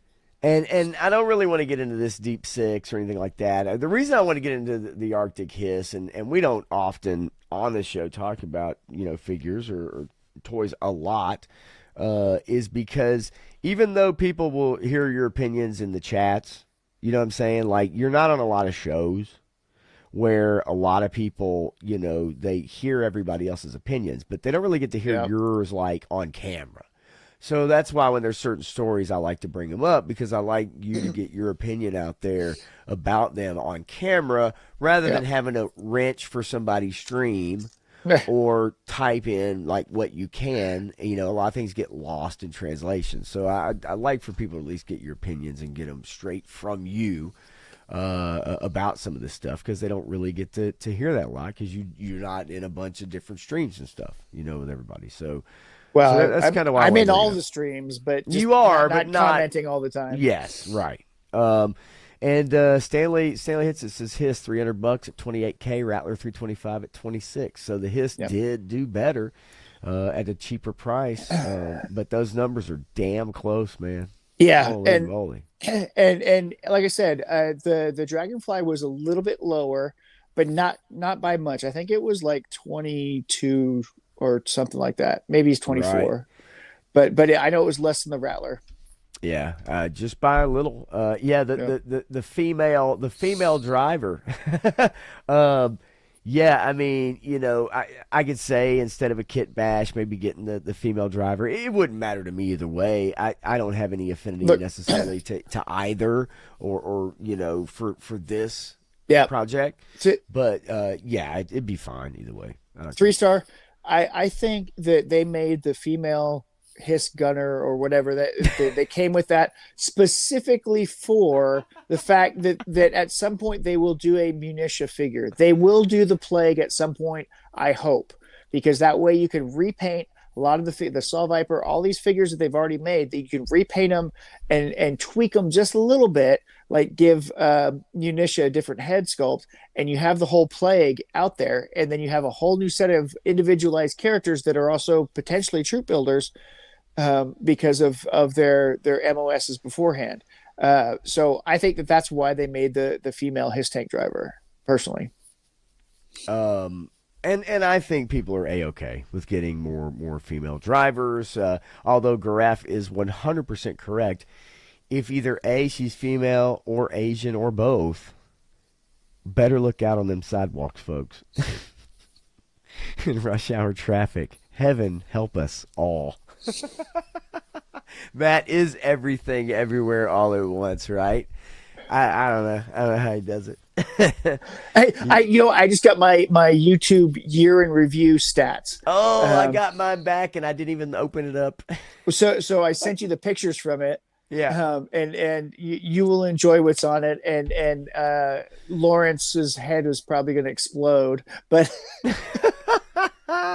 dude, I am a 24-hour a day YouTube watcher unless I'm at work. Like it is literally I go to sleep with it on, I wake up with it on. Like I've told people in the shower, I have a tablet, I have it where I can put it up and watch YouTube in the shower. It's stupid, but that's kind of creepy, man. You know there's a camera on that, right? Well, I hope so, Matthew. I hope so. I mean, I wouldn't do it if I didn't know that. Anyway, so look, Pop's only channel, only fans that's channel. True. Yeah, oh yeah, it's extremely successful.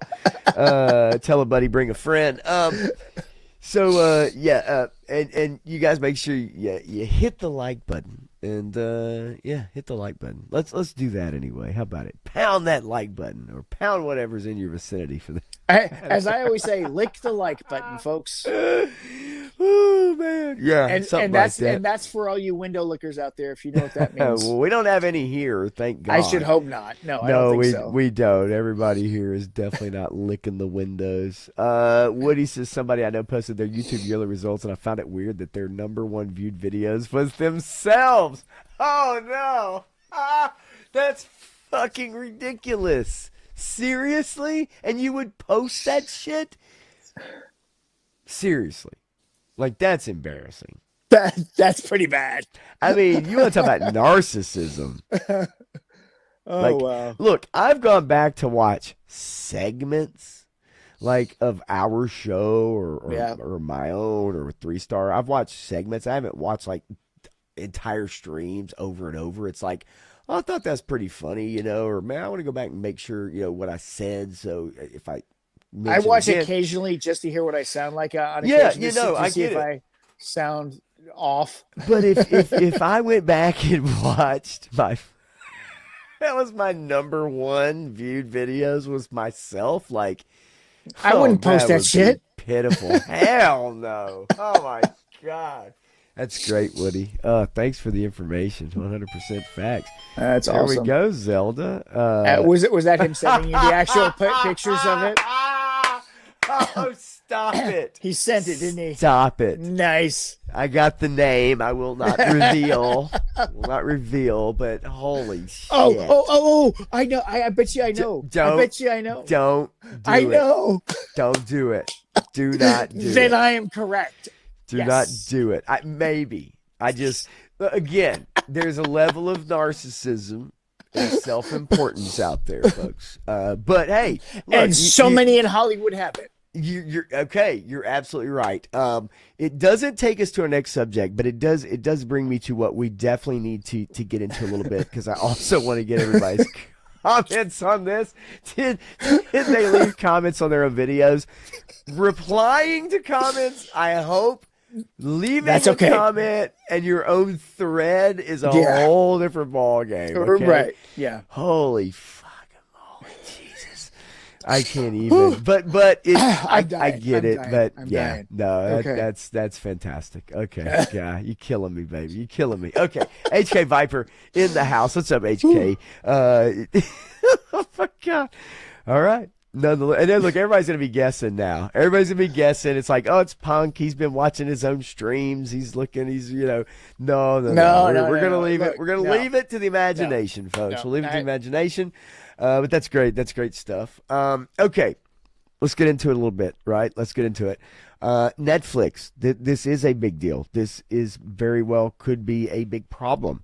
Netflix was the first ones to get the okay from Warner Brothers.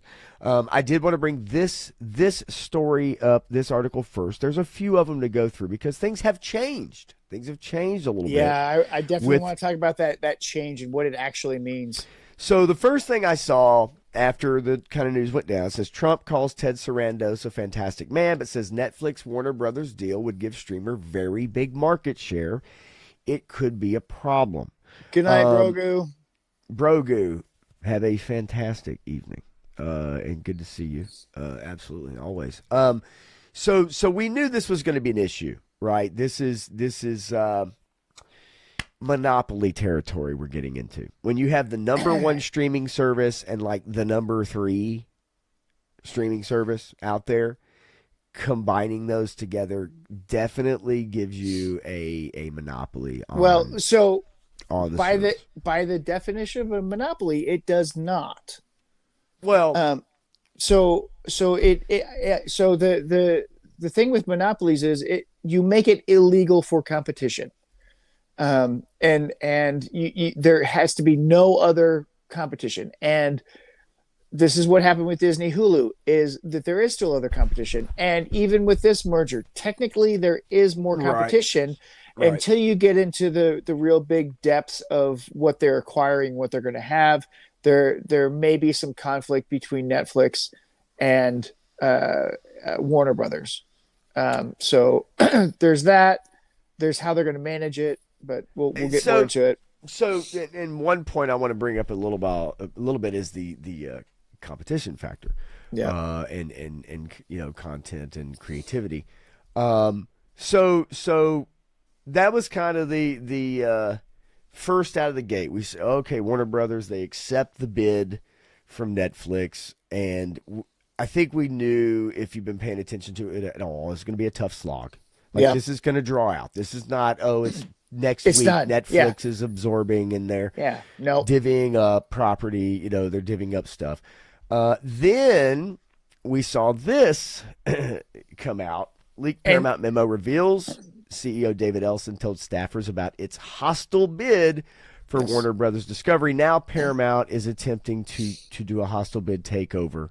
yeah. So Um, I want to talk about this for a second Absolutely. because this is kind of actually really interesting, because as soon as a bid is accepted, there is a window for counter bids to come in, right? And Paramount came back with a secondary bid, and they put it out there, to expose something. And what they're trying to expose is how the shareholders are going to get screwed with the Netflix deal, and through their offer, the shareholders would be getting more money and more benefit from the merger should that take place under Paramount. And so now you're going to have the shareholders turning against the Netflix deal, Right. because they know that they can make more money with the Paramount deal. And ostensibly, as I've said this a couple of weeks ago, the Paramount acquisition makes more sense to me in a lot of ways, and I think they can manage it better than what Netflix could do with it, because I think Paramount's hungry enough to become a bigger player, and this would make them a bigger player in the market. They would be the number one competitor with Disney at that point. So it'd be Netflix, Disney, and the Warner Paramount thing. So in this memo, Ellison said that he believes his all-cash $30 per share offer, which is superior to Netflix's $27.75 offer, which, Yeah. when you add it up, is That's quite a lot. substantial. Yeah. For Warner Brothers streaming and studio assets, including the Warner Brothers Film Studio, HBO, and streamer HBO Max. Paramount made a so-called hostile bid for Warner Brothers Discovery on Monday morning, hoping to get investors on its side. Yep. It says, our motivation for pursuing Warner Brothers has been consistent from the start. We love this industry and believe deeply in its future. Now, a lot of people really feel like Paramount, and you included in part of what you were talking about, is that these are people that are familiar with this industry, right? Netflix is kind of the new kid on the block. It's more of your tech bros. It's more of your Silicon Valley, I think. where maybe Paramount is more has long-term investment with creating art. Does that make sense? Yeah. Yep. Um, and of course, this mirrors like Netflix co-CEO Ted Sarandos made a similarly America-focused pitch, where Ellison said that storytelling is one of America's greatest cultural and economic exports. Netflix CEO kind of said the same thing. I think the wording is going to be very similar. We're going to hear a lot of the same things. Um, I think that it when it comes to appealing to investors, right? That is probably one of the most important things about all of this. Yeah.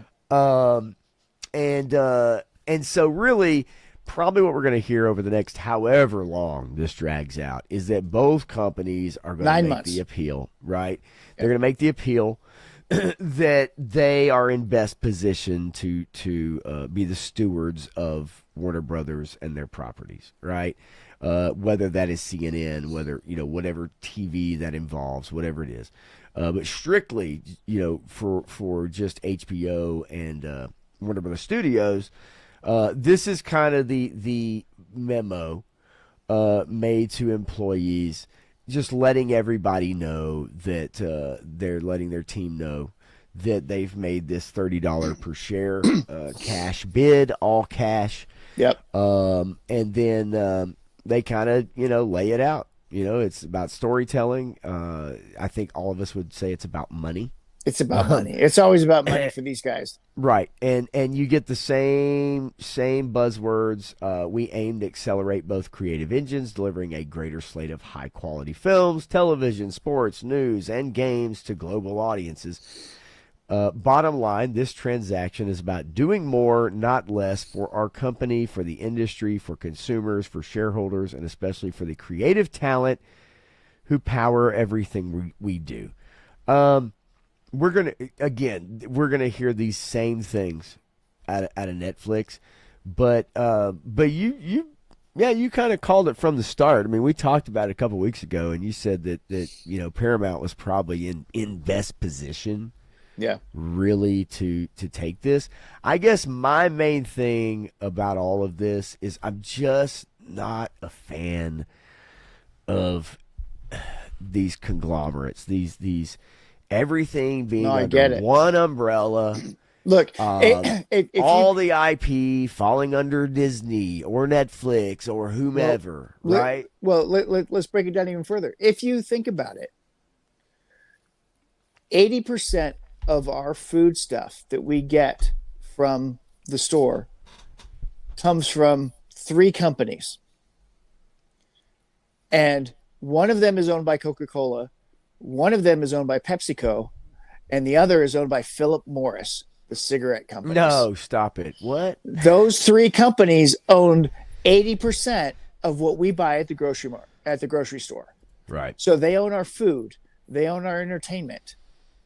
They own the vast majority of everything distributed in this country. Okay? So when you have another conglomerate buying one of these conglomerates, because Warner Brothers is ostensibly tied to Pepsi, Disney is ostensibly tied to Coca-Cola. So you have Disney and Coca-Cola and their food stuffs with Sara Lee and all this other stuff, and then you have Warner Brothers with PepsiCo and Frito-Lay and Tricon with it's a Pizza Hut and KFC and Taco Bell and all of the food stuffs that they own, right? The Betty Crockers and stuff like that. So you have these companies that own everything. These mega corporations, they own almost everything. And that's what's happening across the board with all of our entertainment, with everything that's consumable is being bought up by the megacorps. And this is another example of that. Now, Paramount is coming into this game, and then they're going to have a piece of PepsiCo, and they're going to have all this stuff that comes with it. Right. And so now we're going to be reducing our number of choices again. Does anybody have Demolition Man somewhere? Yeah, hanging around right. in their head. Of course, The always, every fast time. Now, food now all wars, restaurants are Taco Bell. the jingles, it's like the big box store, the So, Walmartization of entertainment you know what's and funny culture.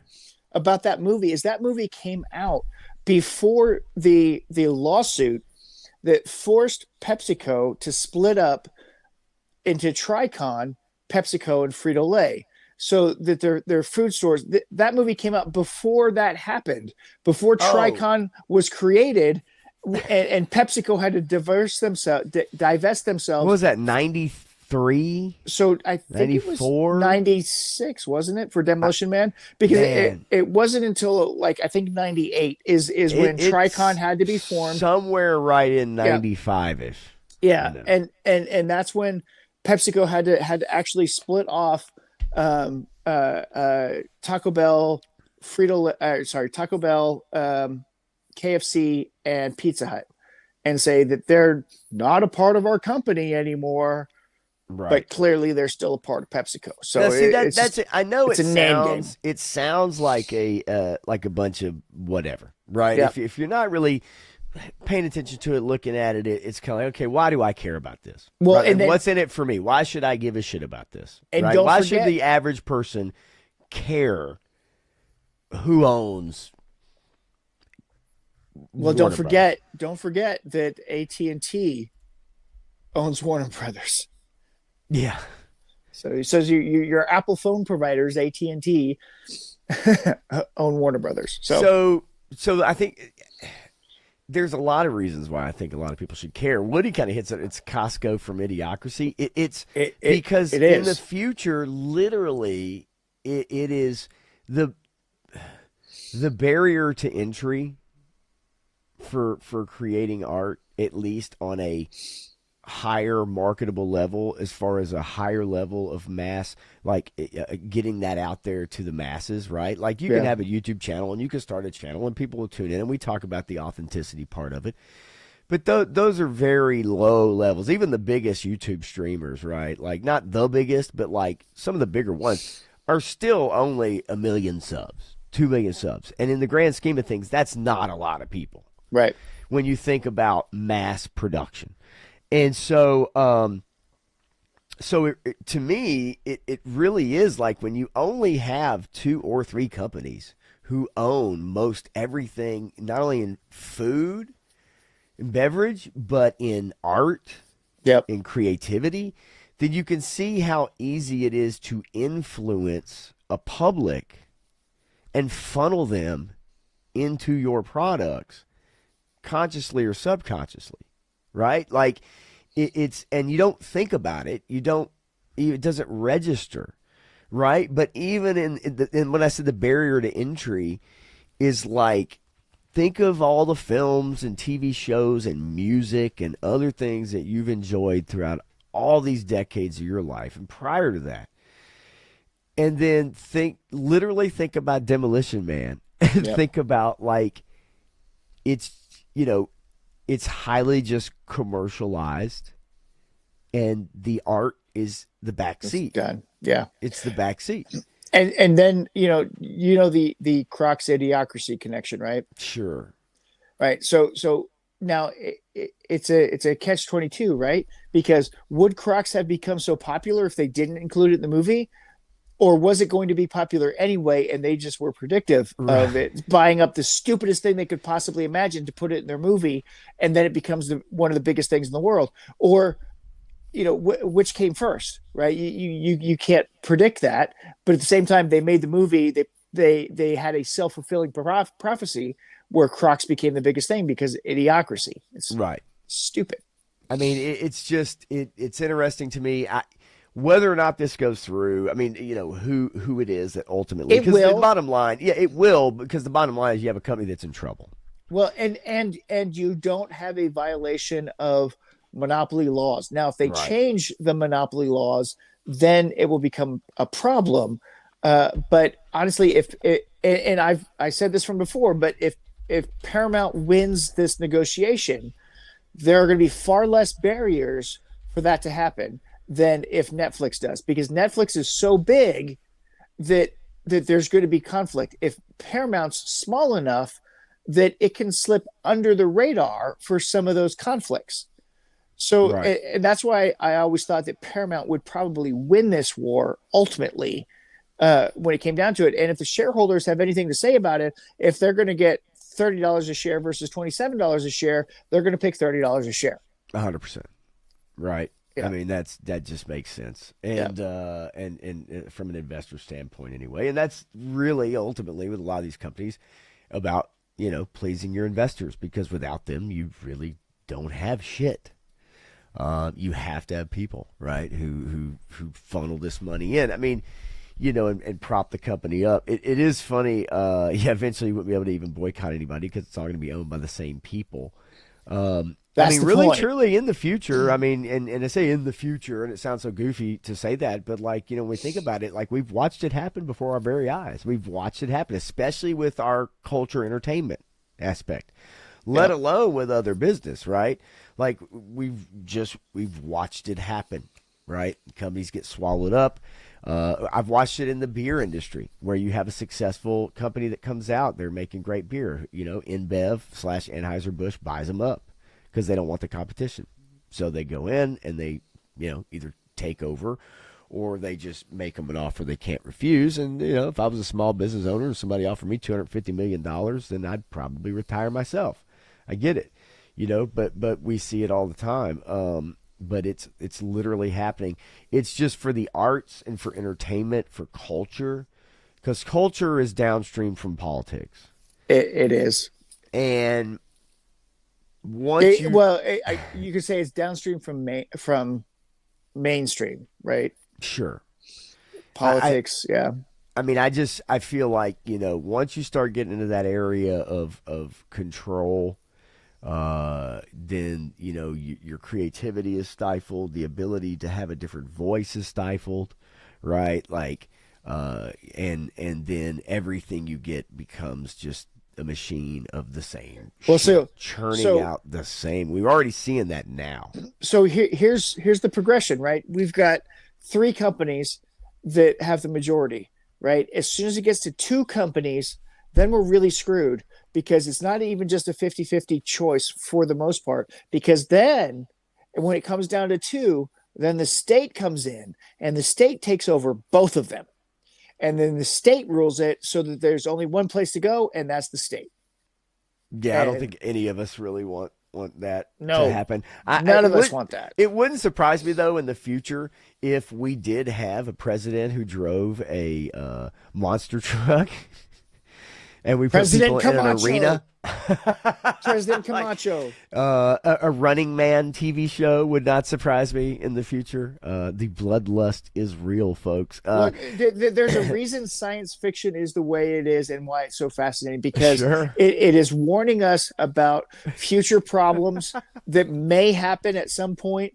Well, guess what, folks? We're fucking there. Yeah. And in Brondo, it's got what plants need. It does. It's got what plants crave. It's got electrolytes. I've got a can of it right over there. Seriously. That movie is, I remember when I saw it, and I know it wasn't like a hit or anything, and it's totally a cult classic, right? Mike Judge was a genius. After. But, when you go back and watch it now, and it's so much of just with language, even, right? Just there's so many things in it, and you go, the McDonald's display at the hospital. yeah. There's so much of it you see that just really truly comes into play. That was supposed to go in your butt, not your mouth. That was supposed to go in your mouth, not your butt. Oh yeah, that's great. Thanks, buddy. Appreciate it. Who are you? I'm not sure what's going on. Not sure. That's your name now. Your name is Not Sure. I'm gonna have to go back. I think I'm gonna have to watch it tonight. I think I'm gonna have to watch it tonight. I am. My wife refuses to watch that movie ever again because she says, is it depressing? It is too depressing for her to watch it, because she's like, this is exactly where we're at. We are here right now. It's insane that we didn't have to wait that long to get here. We're already here. There is some truth to that for sure. We have 9 months. 9 months that this could possibly. Well, yeah, 6 to 9 months most likely Yeah. is this back and forth is going to go on. The government will get involved. The government will have their 2 cents to say about it, and I don't think that they can do anything to stop it. So whatever Warner Brothers decides to go with, I don't think they can stop it from happening. No, no, no, no. And 3 star, you're right. If the president we have now doesn't drive a monster truck, I don't know if it's ever going to happen. I wouldn't bet Listen, on that. I no, wouldn't no, say that. I wouldn't say that. We I don't mean, know who's coming next. Very big market share. Could be a problem. Could be a very big problem. Vagina. Have you seen these pull-up competitions between What? so RFK Jr. and I forget the other person. They're doing pull-up competitions. They're doing health and fitness competitions. Stop it. And so we have 70-year-old politicians, and RFK Jr. just cranked out 20 pull-ups at an airport to demonstrate that he could actually do this. And he's saying, "Look, I mean, if I can do this, you can do this." He's promoting health and fitness, but it's also Sure. a challenge to this other government official. I can't think of the person's name right off the top of my head, but they're going back and forth with how fit each one of them is in their personal lives, and then to do their job, right? To Right. justify their position, and it's amazing at the same time as it is sensational, at the same time as it is a monster truck rally where the president is going to determine somebody's life sentence based off of a monster truck battle. Okay. So, Hey, don't get me wrong. I appreciate the pull-ups and would blow my ass away in that competition. I can tell you that much, without a doubt. Yeah, the 3i Atlas update has not landed yet, folks. There is your weekly Atlas update. Yeah, President Camacho's about 2 cycles away. You might be right, Woody. I mean, for real.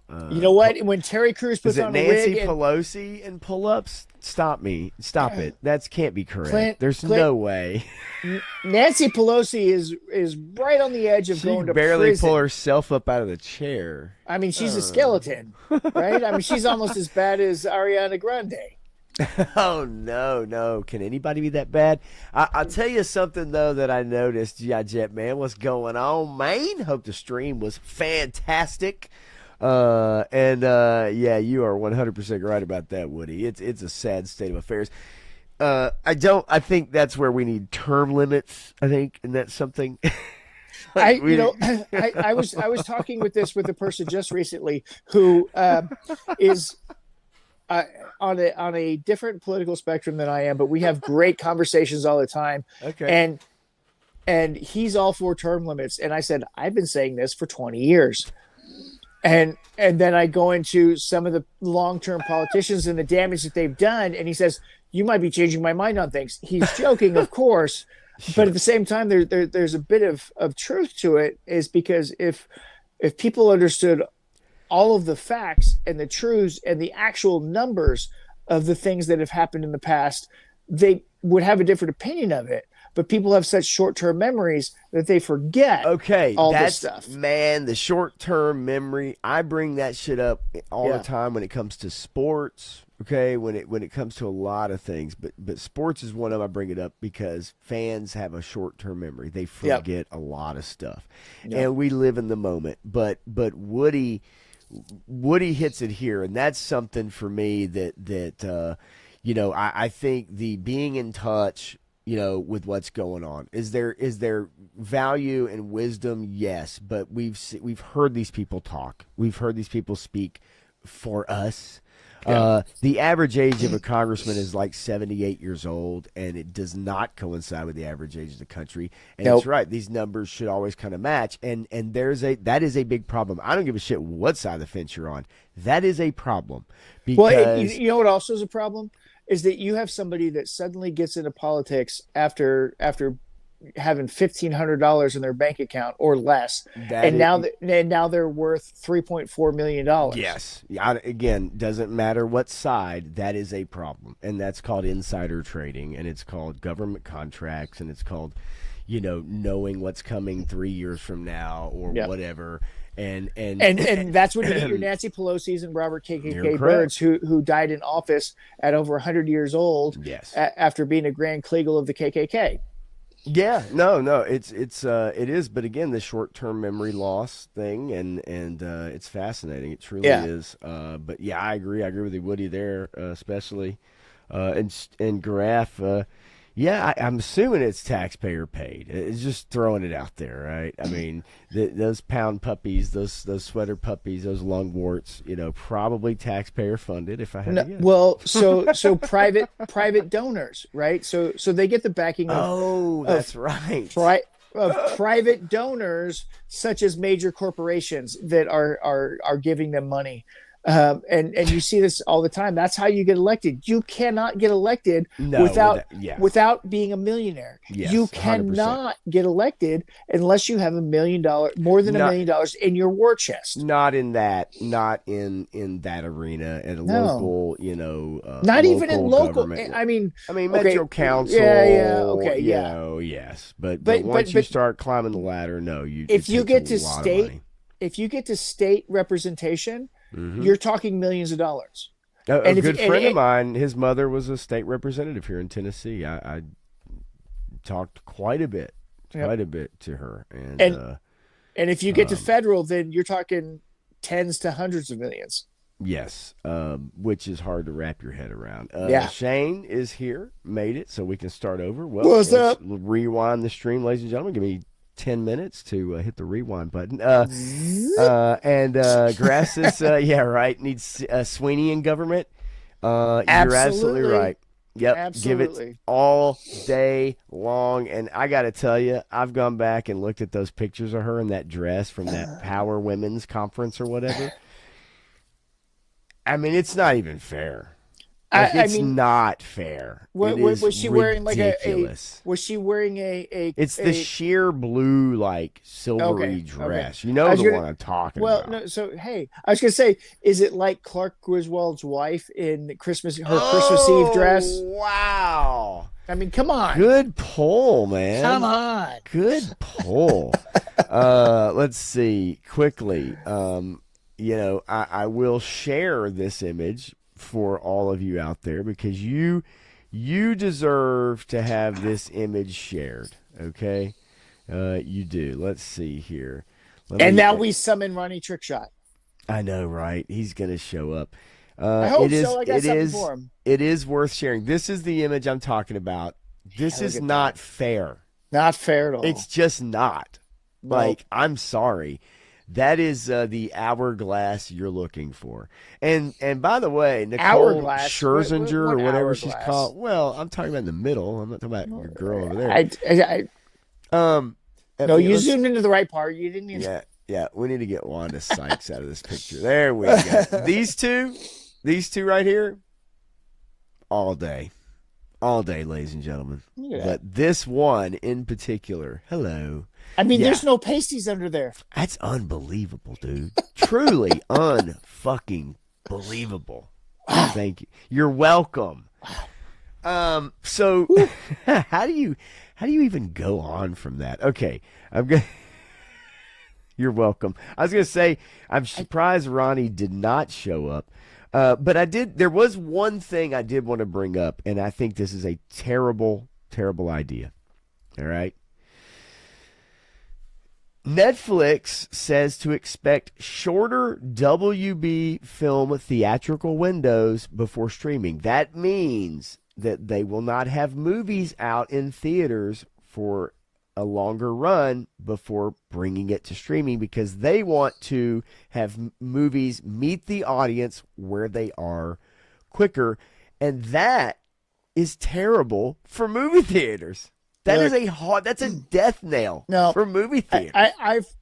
I've thought about this long and hard, and I've come to the conclusion that I agree with the theory that movie theaters are going to go the way of opera houses, of the theater, right? Could be. They're going to be $85 a ticket or more to go see a movie in a movie theater, depending on the movie theater's reputation. And it's going to become an upper class niche thing to actually go to the cinema, right? Because everybody is so consumed in their own lives and want to do their own things and want to sit down in front of the TV and pause it and do their whole thing, have control over it. And that's normal.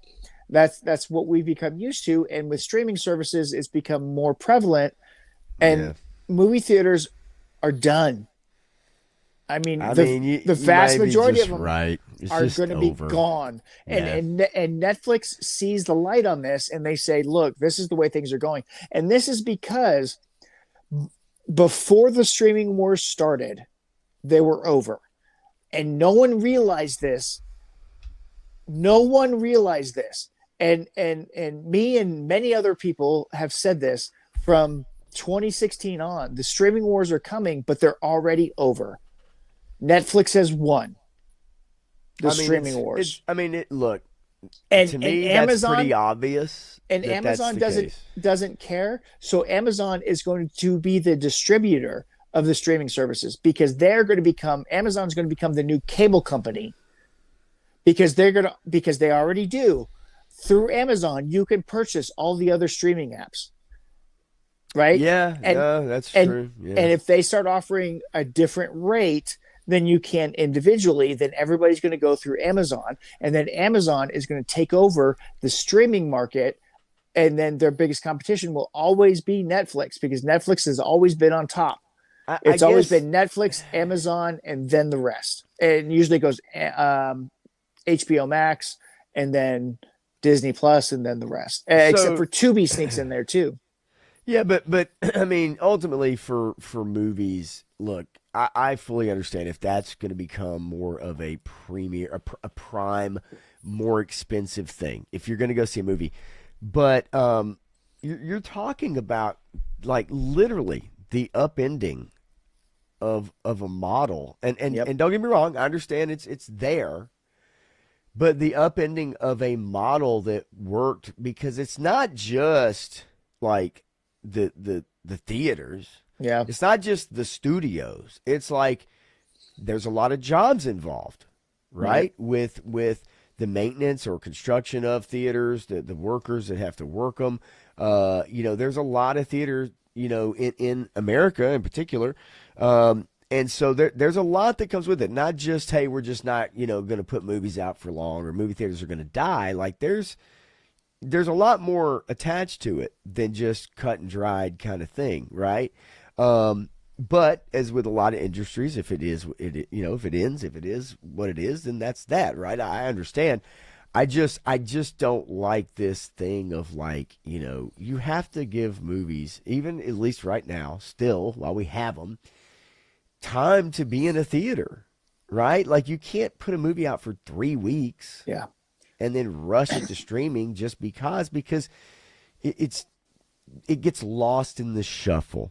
It does. Right. And I am old school. I agree with Spielberg and Scorsese, and these things are meant to be seen on the big screen. They're meant to be seen with other people around you that are strangers. Right. There's something special about that. And it's like going to church, a sporting event. You're there for the same reason. That's right. That's right. And people are going to downplay it and say, people are going to say, well, you've got those teenagers that are going to be on their phones the whole time expressing their entire lives to you. You're going to get hit in the back of the head with a pickle. Yeah, that actually happened to my friend once in a movie theater while I was there. But, movie theaters are where people get together and things happen.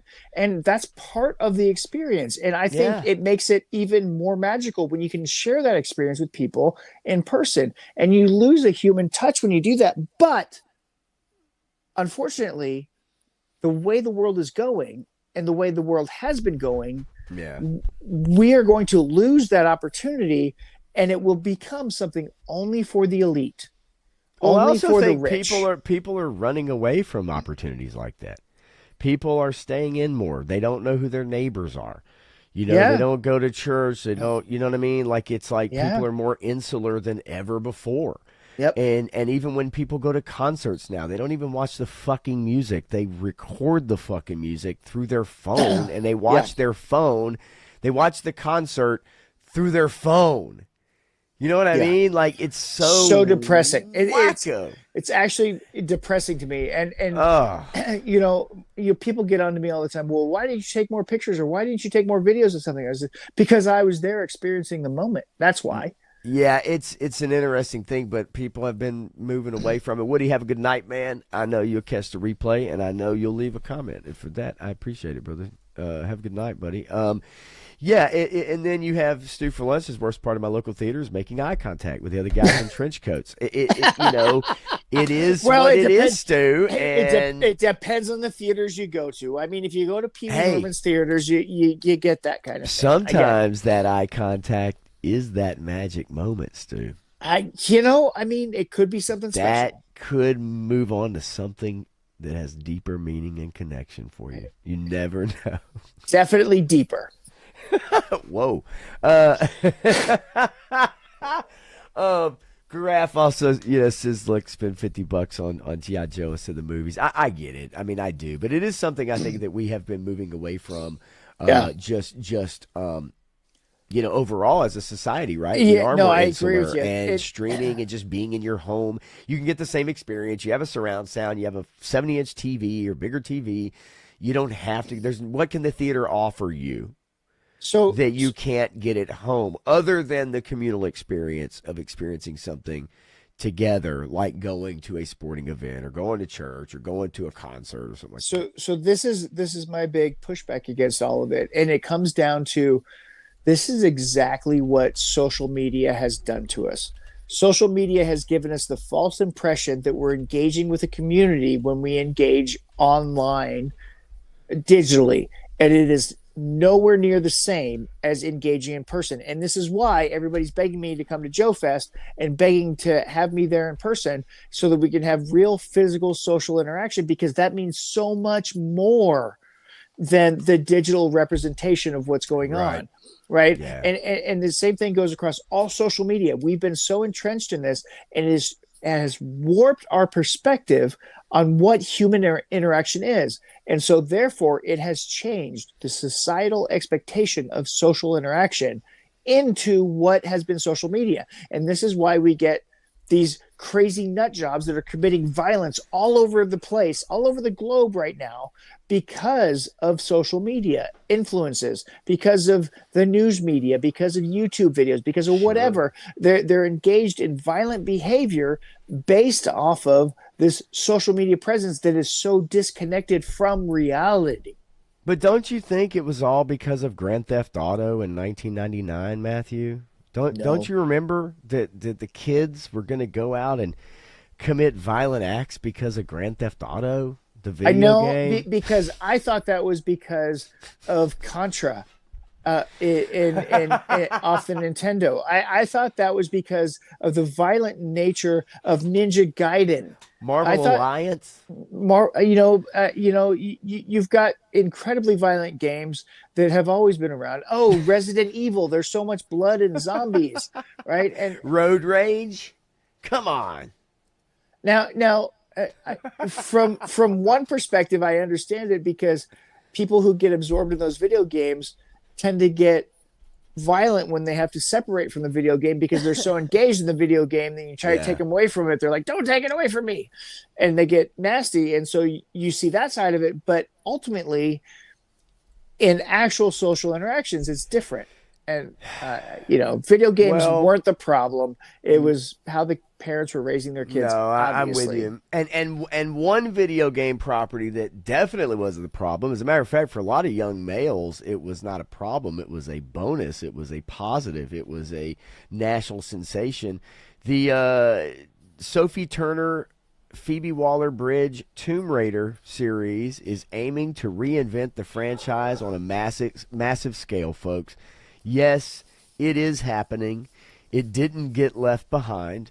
We hadn't heard a lot about this recently, but yeah. So Sophie Turner, whom you remember from Game of Thrones, and maybe you remember from the newer X-Men movies, Sophie Turner is going to be playing Lara Croft, and this will be written by the co-star of the latest Dial of Dysentery Indiana Jones film. Phoebe Waller-Bridge. We can only expect this to be an extreme feminist propaganda series.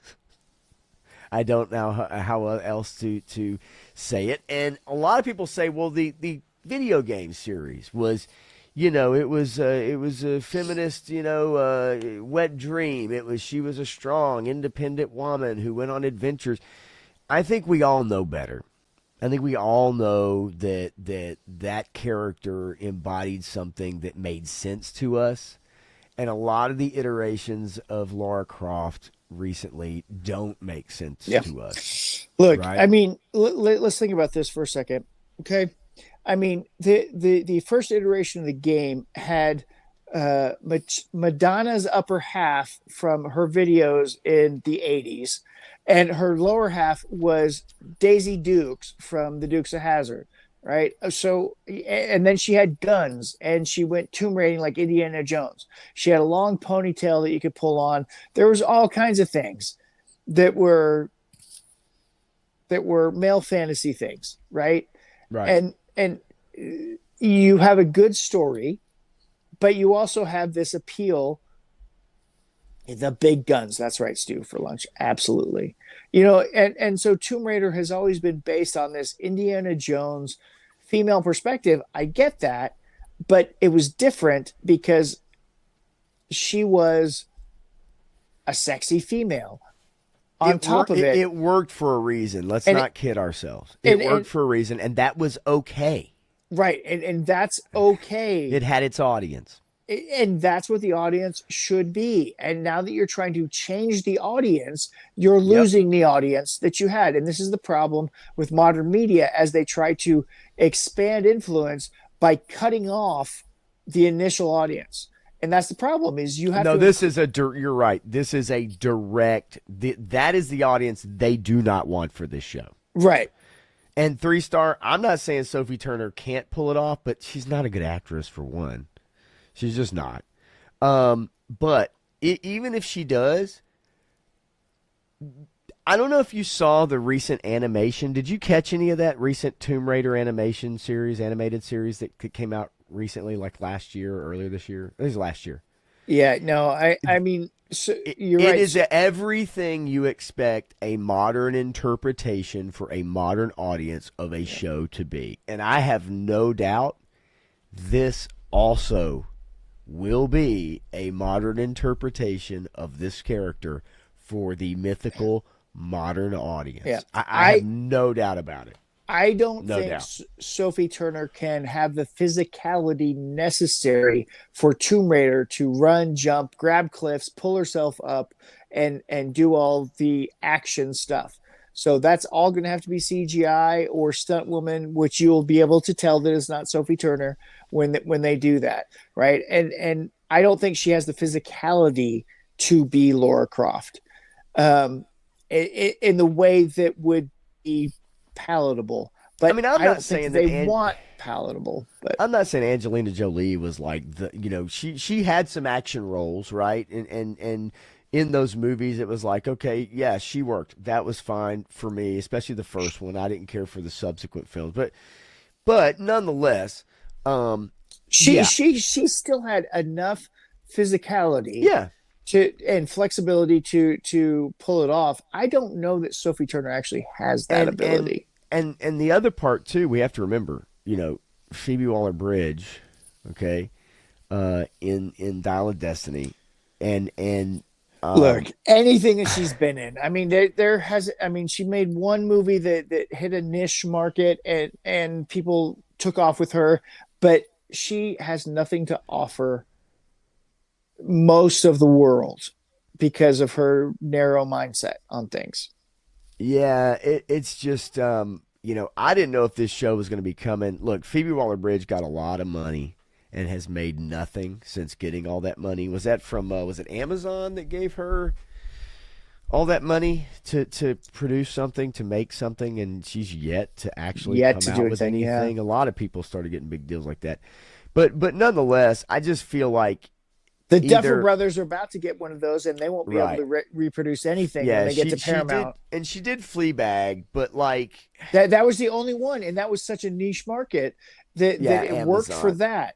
But after Fleabag, she hasn't had a I success. mean, let me ask you They've guys. tried to put her into bigger things than she's ready for. I just want to ask, like, the chat, like, do you think for 1 second they're going to deliver a Tomb Raider show that you want to see? Do you actually really believe that they're going to deliver on what made Tomb Raider in the first place? Like, let's not, we could say, oh, well, I mean, if she's slimmed down and it's a more action oriented or it's no, like, come on, man. Like, we want Honestly, the sexy, yeah. female who globetrots around searching for artifacts, who has, some sassiness about her and some confidence, but she's not a feminist wet dream. Like, that's none of that I embodied that character in any of those games. It was not present, right? Like, I'll break it down for you. I love the Tomb Raider games for the freaking gameplay that they had. I thought the gameplay was awesome. Yes, the fact that she is a robust woman on top of it didn't hurt things a bit. okay, so just to give you an idea, this was the animated series that came out in 2024, and I want you to check out Accoutrement. the yes of Laura Croft.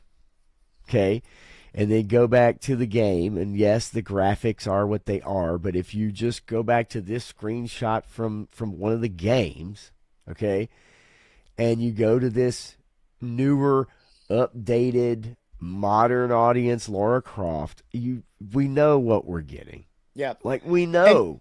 as a young man playing these games, as a well, teenager, or a young adult playing these games, literally I personally played those first three games for the puzzle solving and Sure. the gameplay features that I enjoyed so much. Now that you're expanding it, okay, as an older adult now, as a middle-aged adult, whatever, I want to see those accoutrements that were there before, and I want to see it in Yeah. action. I love the mystery, I love the puzzle solving, all that kind of stuff. But What's that, and up? that's okay. What's up, Lawrence? We talked about you earlier, so you might want to go back and We listen. did, we did. No, yeah, man, no, no, no. But that's what I mean. That's okay. This is what it gets back to, knowing your audience, Yes. and being okay with making things for your audience, cutting all the noise out, all the bullshit from the 30 people who are going to be mad about it, Right. and knowing your audience and making something for your audience. And we both, I mean, we both know, like, that is not going to happen with this. It just isn't. It's not within Phoebe Waller-Bridge to make something like that. And With I don't that name know. attached, you already know. And with Sophie Turner, I think she's fully on board with Phoebe Waller Bridges' idea of Oh, what they want to 100%. do. And So ideology. And guess who else is in talks to join the series? One Sigourney Weaver is in talks to join the series. And look, as so much as I love Sigourney Weaver, recently, there's some things that I'm not as big a fan of, but I think it's towing the Hollywood line, so to speak. yeah, Um, yeah, Lawrence, we were talking about you, and we were talking about other YouTubers, and the fact that the YouTube and review stuff is coming out, and some people have posted some of it that might be funny. That wasn't about you, but particularly, but oh, I yeah, sent you no. mine. But Uh-uh. there was some funny discussions. But yeah, no, I agree with you about Sigourney Weaver.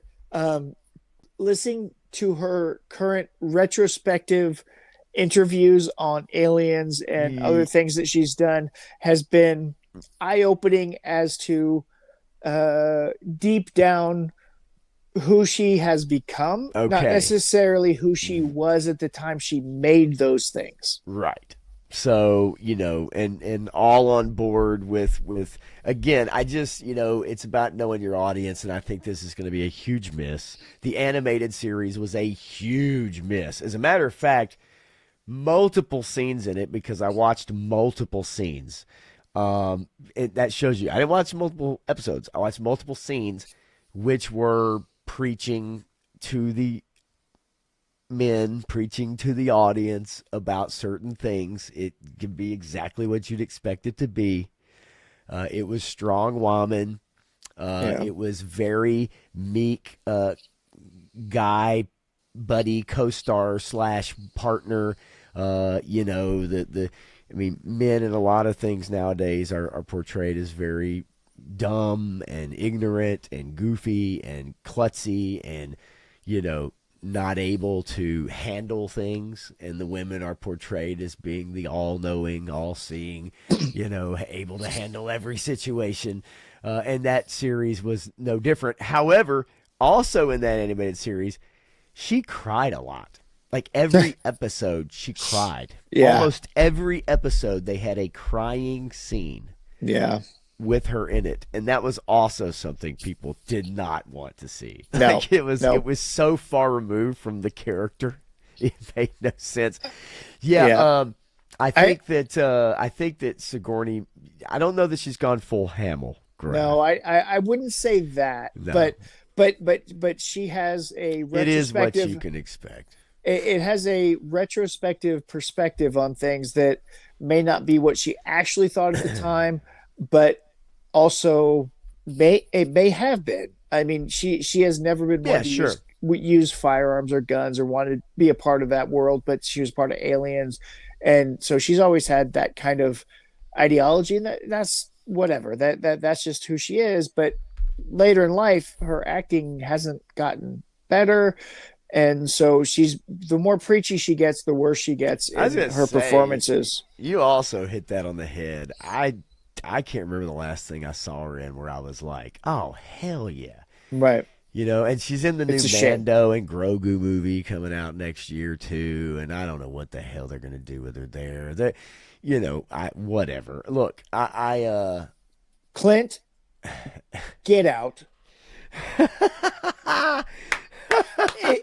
I'm sorry. If you're still watching Viper Island, love it. If you were watching Viper Island, hey, I've got nothing for you, because he's the most backstabbing, lying piece of shit that there is in the entire fucking community. He steals from everybody, and he claims credit, and he tries to be the number one person out there, and it just fucking pisses me off that guy even fucking exists, because he pays for everything he has, and he steals everything that he has ever come across. He doesn't get news sources. He steals interviews. He steals news sources. This guy makes me so mad. But a lot of people want because he pays for those goddamn views. No, a lot of people. Oh no, he doesn't. You can't pay for those views. There's a lot of people who watch. It's called slick production. It's very production. Slick production. People love that stuff. But if anybody's paying attention, that Chris McLeod, the Full Force, is going to have all the news that you want. I'm with you. That he comes out with before Viper Island does. You got to remember, Matthew. There's a lot of people out there. They're not as hardcore. They're on the fringe. So slick videos and stuff like that. Man, that catches people's attention. It is what it is, man. Like I don't watch SportsCenter, but there's a lot of people who do. I don't watch First Take, but there's a lot of people who do. You know what I'm saying? Like, it just is what it is, man. Now, Clint, I'm not, I'm just saying. If you're watching to get the dirt and now Clint knows what's up, and to get the giggles, then I'm all for it. Right? No, I'm. He said the list doesn't lie. No, Clint knows what's up, dude. But I'm teasing, but. Same time, that guy does piss me off so much. I have had the conversation quite a few times with some folks about Viper Island and what it is that makes that channel successessful, and there's production value in it. It's slick, and a lot of people, that's what they look for. They don't necessarily look for two guys talking about the news. They look for flashy pictures and slides and stuff that comes on screen and background music and stuff like that. And there's a lot of people, man. There's a lot of people. I get it. They just do. They don't care where the news comes from, Matthew. The last person that I saw wearing a Viper Island t-shirt was the Viper Island t-shirt that he stole from Super 7. Oh no. Which I know Punk hates to admit, but he will admit it. He'll tell you that Viper Island literally stole a Super 7 t-shirt that they made and like directly copied it and then his fans were wearing it, and I saw somebody wearing it, and I said, "Why are you wearing that shirt?" And we had a conversation, and literally he is from Somalia or something. I don't know. He had an IQ less than 67. It was less than the average IQ of Somalia. He's like, You know, I knew, I know, Clint, it was messing, and I no, also know I know, War I know, Chest, I know. War Chest was messing to get a rise out of you too, Of because course he was, because you guys love getting. Everybody loves getting a rise out of me. Punk does it all the time. Everybody knows how you can tweak me just a little bit, twist I'll those just go, nipples, twist those nipples. bring it, bring it, Um, bring it, bring it. yep. No, hey, Clint, look, love it. Love it. Look, Number two on the swords on rewind. the I'll correct take it side. all Swords day on the long, correct buddy. side, not the side that he came with. The correct side. So look, one last little thing I wanted to hit up. Two, okay, two, I guess. Okay, Yeah. I'm I'll save one of them. Look, this is something that ScarJo is switching teams. She is circling a major role, possibly for the Batman Part Two, and will be maybe going to the DCU from the Yep. MCU. Well, because That she's could not. be interesting.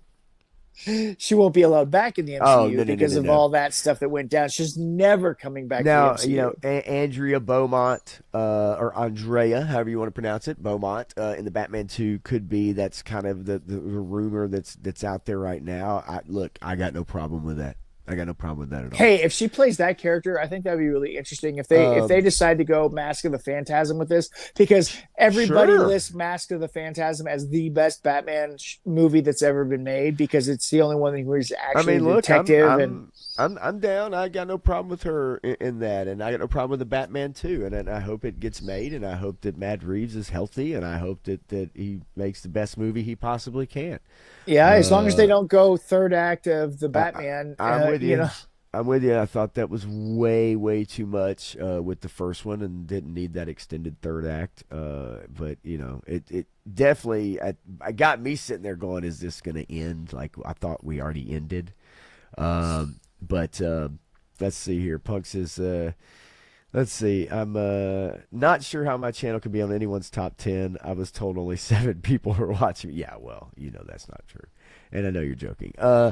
And Jet says, all I have to do is mention Marvel to get you going. That's true, too. That's true. That's true. Pushing those buttons. All right, two more things. And one of them has to do with Avengers Endgame. But I will yes, tell that's a you, good one. That's a good one. Lord of the Rings extended editions return to theaters as Hey, I Fellowship talked of the about that Rings. earlier. Yep, Talked turns about it earlier. 25. Sold out. In honor of turning 25, they are bringing all 3 extended edition films from the trilogy back to theaters next year in D-Box presentation from January 16th to 19th, and then in standard formats the 23rd to the 25th. This is great. I love it, and I Yeah. will be going to see Lord of the Rings for the second time, or at least the second go-round, back on the big screen because I saw them the first go-round. So Yeah. I can't wait. I'm all about this. I And love this this is re-releasing these films in theaters. I love it. this is so awesome. And the fact that they're doing the extended editions, the fact that you're going to see it on the big screen, it's going to be a 4K presentation. Yes. So it's going to be the updated visual effects and all that stuff that they've refined for the 4K version is amazing because this is truly the greatest trilogy that has ever been made because it is not tarnished, it is not diminished, it is not taken away from. It will always stand as the greatest trilogy of movies that have ever been made. And yes, Lawrence, better than freaking Star Wars because Star Wars is ruined now and never made as much money as the Lord of the Rings trilogy has. Well, and I will say And it's that not based off of the longest running publication of any book that has just shy of the numbers of the Bibles in terms of publication. I'm just most saying. of us understand also that, like, Return of the Jedi, it has, it's half a great movie. Yeah, right. Like, Yeah. it's half of a great movie. Going back and rewatching it, like it does have some things about it, and as a kid, obviously I absolutely adored it. But yes, it's like half of a really great movie, and then there's a half of it that's not so great. And Right. that's the beginning, right? It just is. And And so, yeah, Lord of the Rings definitely to me. Yeah, it's fantastic. Now 3 stars saying that all the shit, like for instance, Rings of Power that's come out after, if you're talking about Star Wars and all the stuff that's come out after tarnishing the original trilogy. It doesn't, because it doesn't exist. It is not in my mind palace. It doesn't exist. Oh, okay. Now we're picking and choosing. Well, no, listen.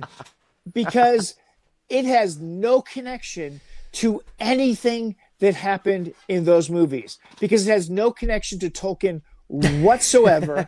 There's no endorsement. There's no acceptance. There's no connection whatsoever. I don't think George endorsed the sequel trilogy either.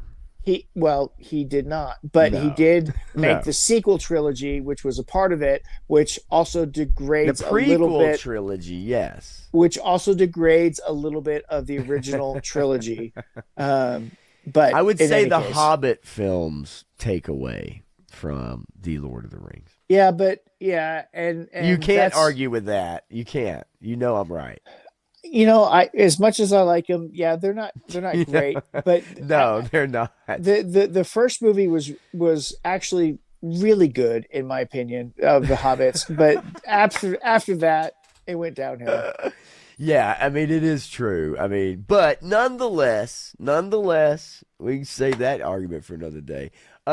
Which you won't get any argument from me. Look, but is that they are putting them back out in theaters, and it's the extended editions, which I do appreciate because there is some context, especially with Return of the King, or is it Two Towers? More context. Two Towers benefits maybe right from more context in there.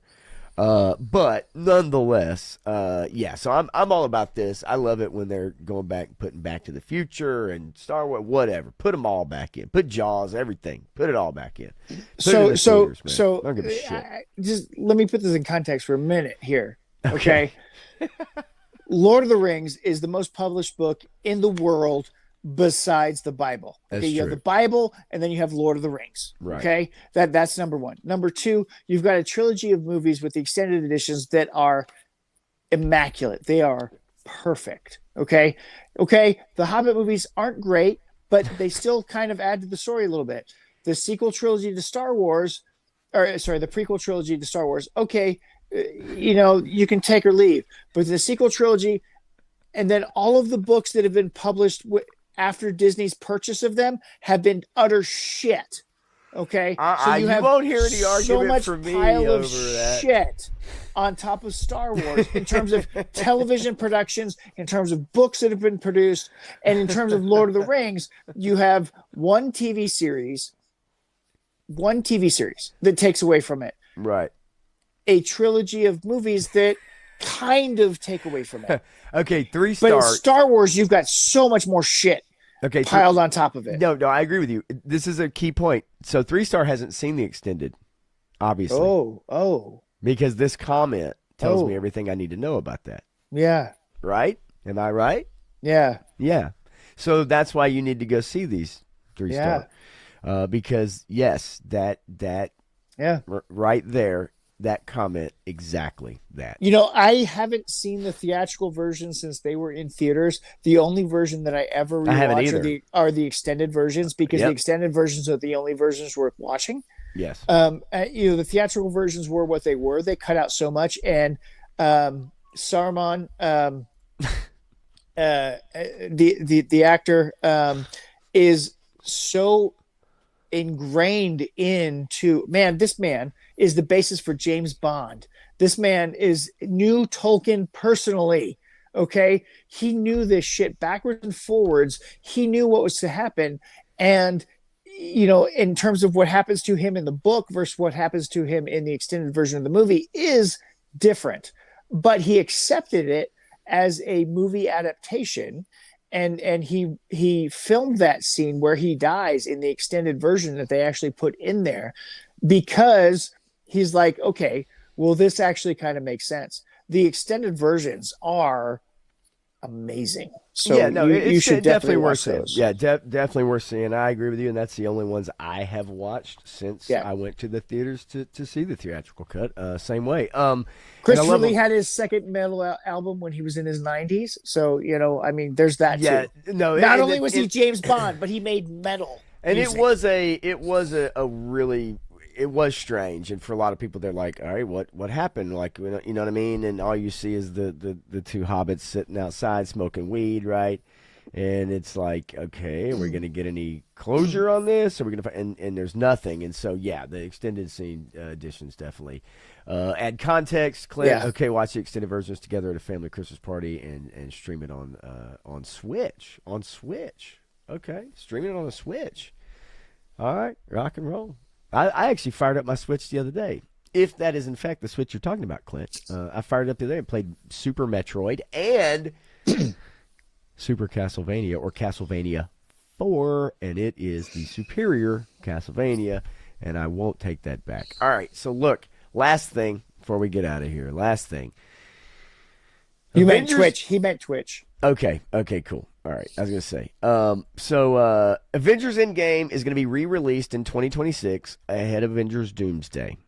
Right, Woohoo! Put it back in second theaters. Try highest to make some grossing money. film, yep, of all time. I don't really understand this I because don't get I it don't either. think this has anything to do with Doomsday. I don't know Nothing. why it will. Yep. I know why they're going to put it back out because, yeah, people are going to go see it. It is by far not the better of the two, right? Infinity War, hands down. Endgame is, in my opinion, not satisfactory. Nope. But I don't get this move. I guess Does it? it's Is to it? get No. people excited, but it's not a tie-in, so I'm not sure where they're kind of going with this. But So maybe it's just to get think people about this excited again. logic. Think about this logic. Since Endgame, all of their movies have lost money except for Spider-Man, right? Besides Spider-Man, all of their other movies have lost money, right? So after Endgame, they've been shit. So they got to say, hey, remember when we were good? This next one will be good-ish like this one. And then the people who loved Endgame are swarm to it and go watch it, everything. But Yeah. ostensibly, if you think about it for a minute, Endgame kind of ruins Tony Stark and Captain America like Oh well, forever. we bring that up all the time. I mean, that's no secret. There are major problems with Endgame. So if Infinity you War was amazing. Endgame has some takeaways that aren't as positive, but people loved it and people get emotionally attached to it. So then they're going to say, hey, let's watch this next one. So I understand the logic behind it, but if you think about it in the entire context of it, it's kind of a bad move because you're going to put this out there and nobody's going to go see it. well, and here's the other thing too. That this is also an issue. Now, 3 Star and Stu both bring it up about why not just do both of them, right? Like do both and put those out there. That would be people to watch. awesome. Okay, here is the problem, in my opinion, with that. G.I. Jetman says they're going to be a new post-credit scene added to it, which is fine. But here's the problem with it: people are going to watch it, and then they're going to. And I don't know how long before. Okay, I know it's next December when Doomsday comes out.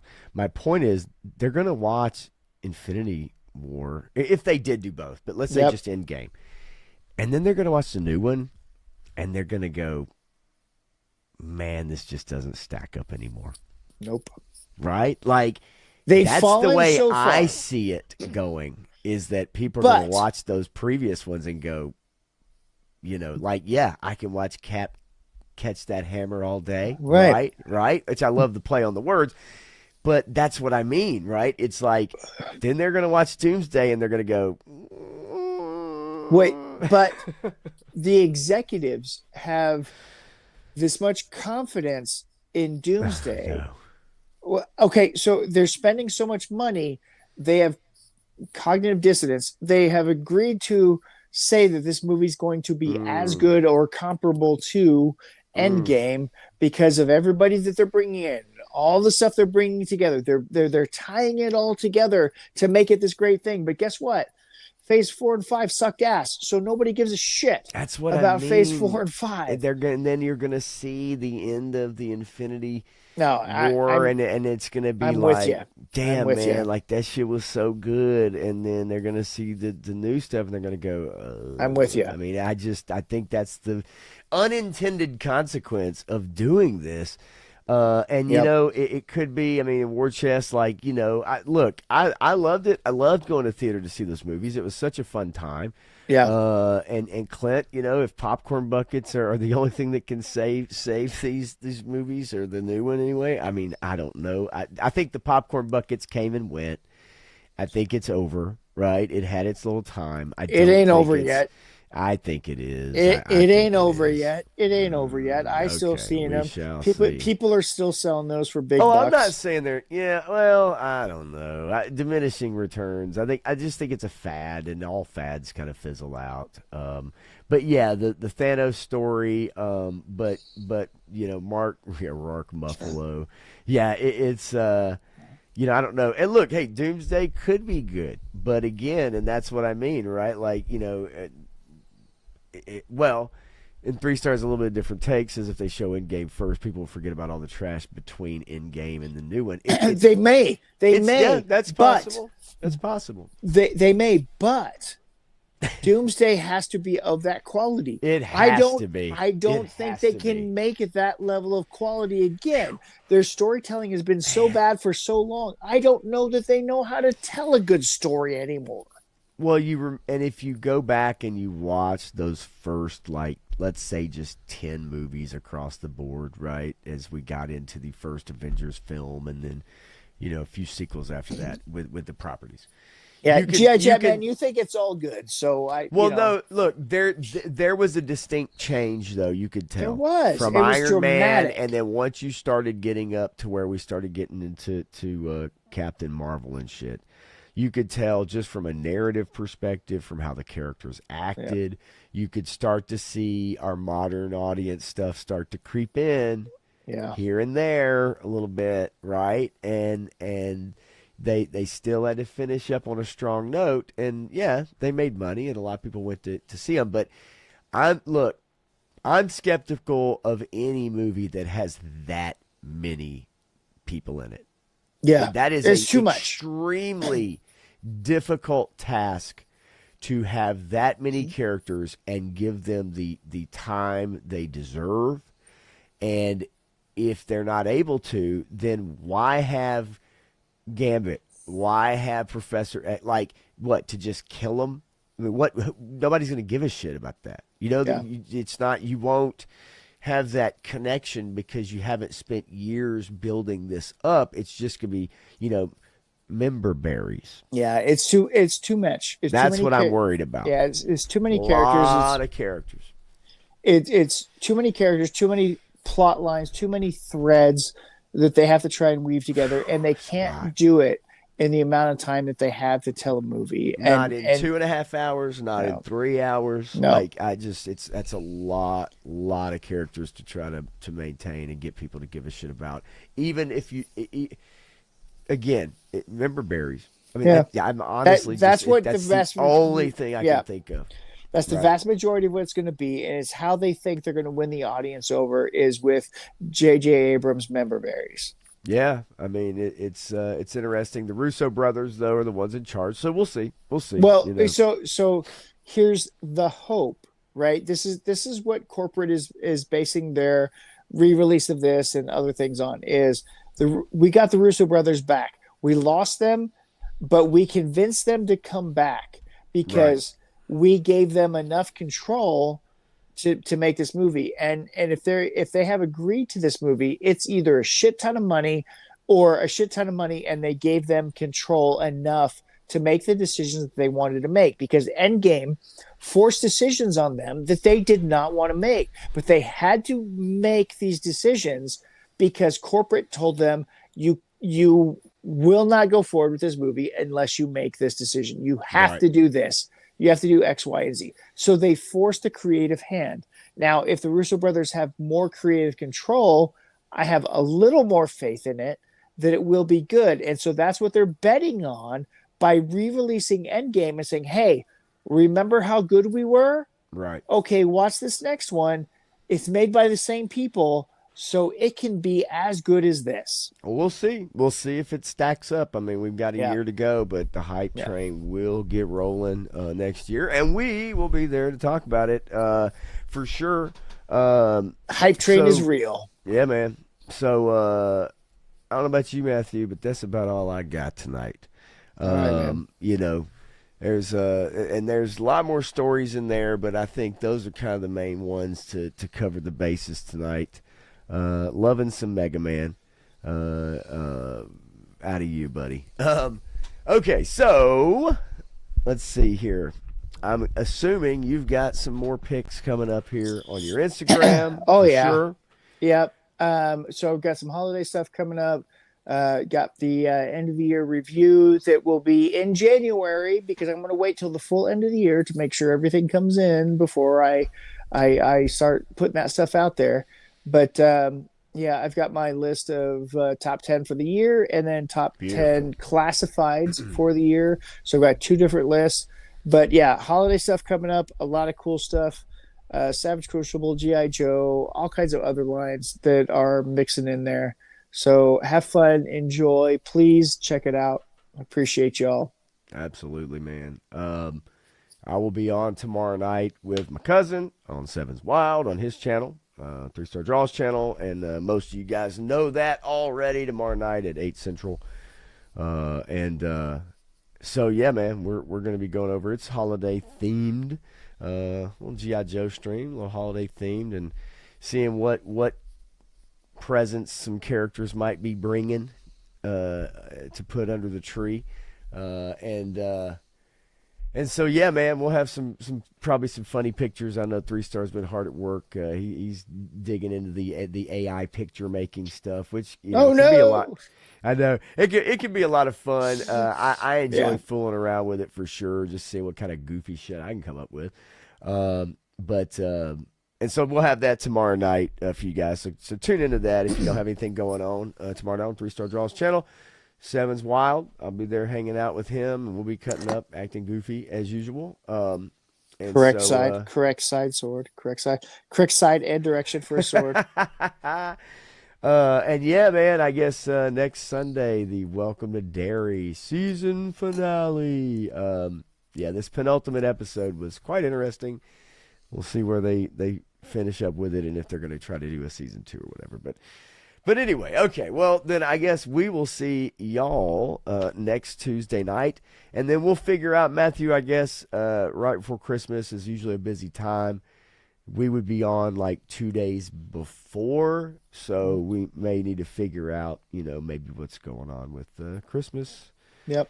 and a stream around that time. But anyway, so yeah, you guys have a great night. We'll see you next week. I'll see y'all tomorrow night. Y'all go check out Matthew's Instagram like you should. And we'll do it again next week, man. Thanks for joining us. See ya.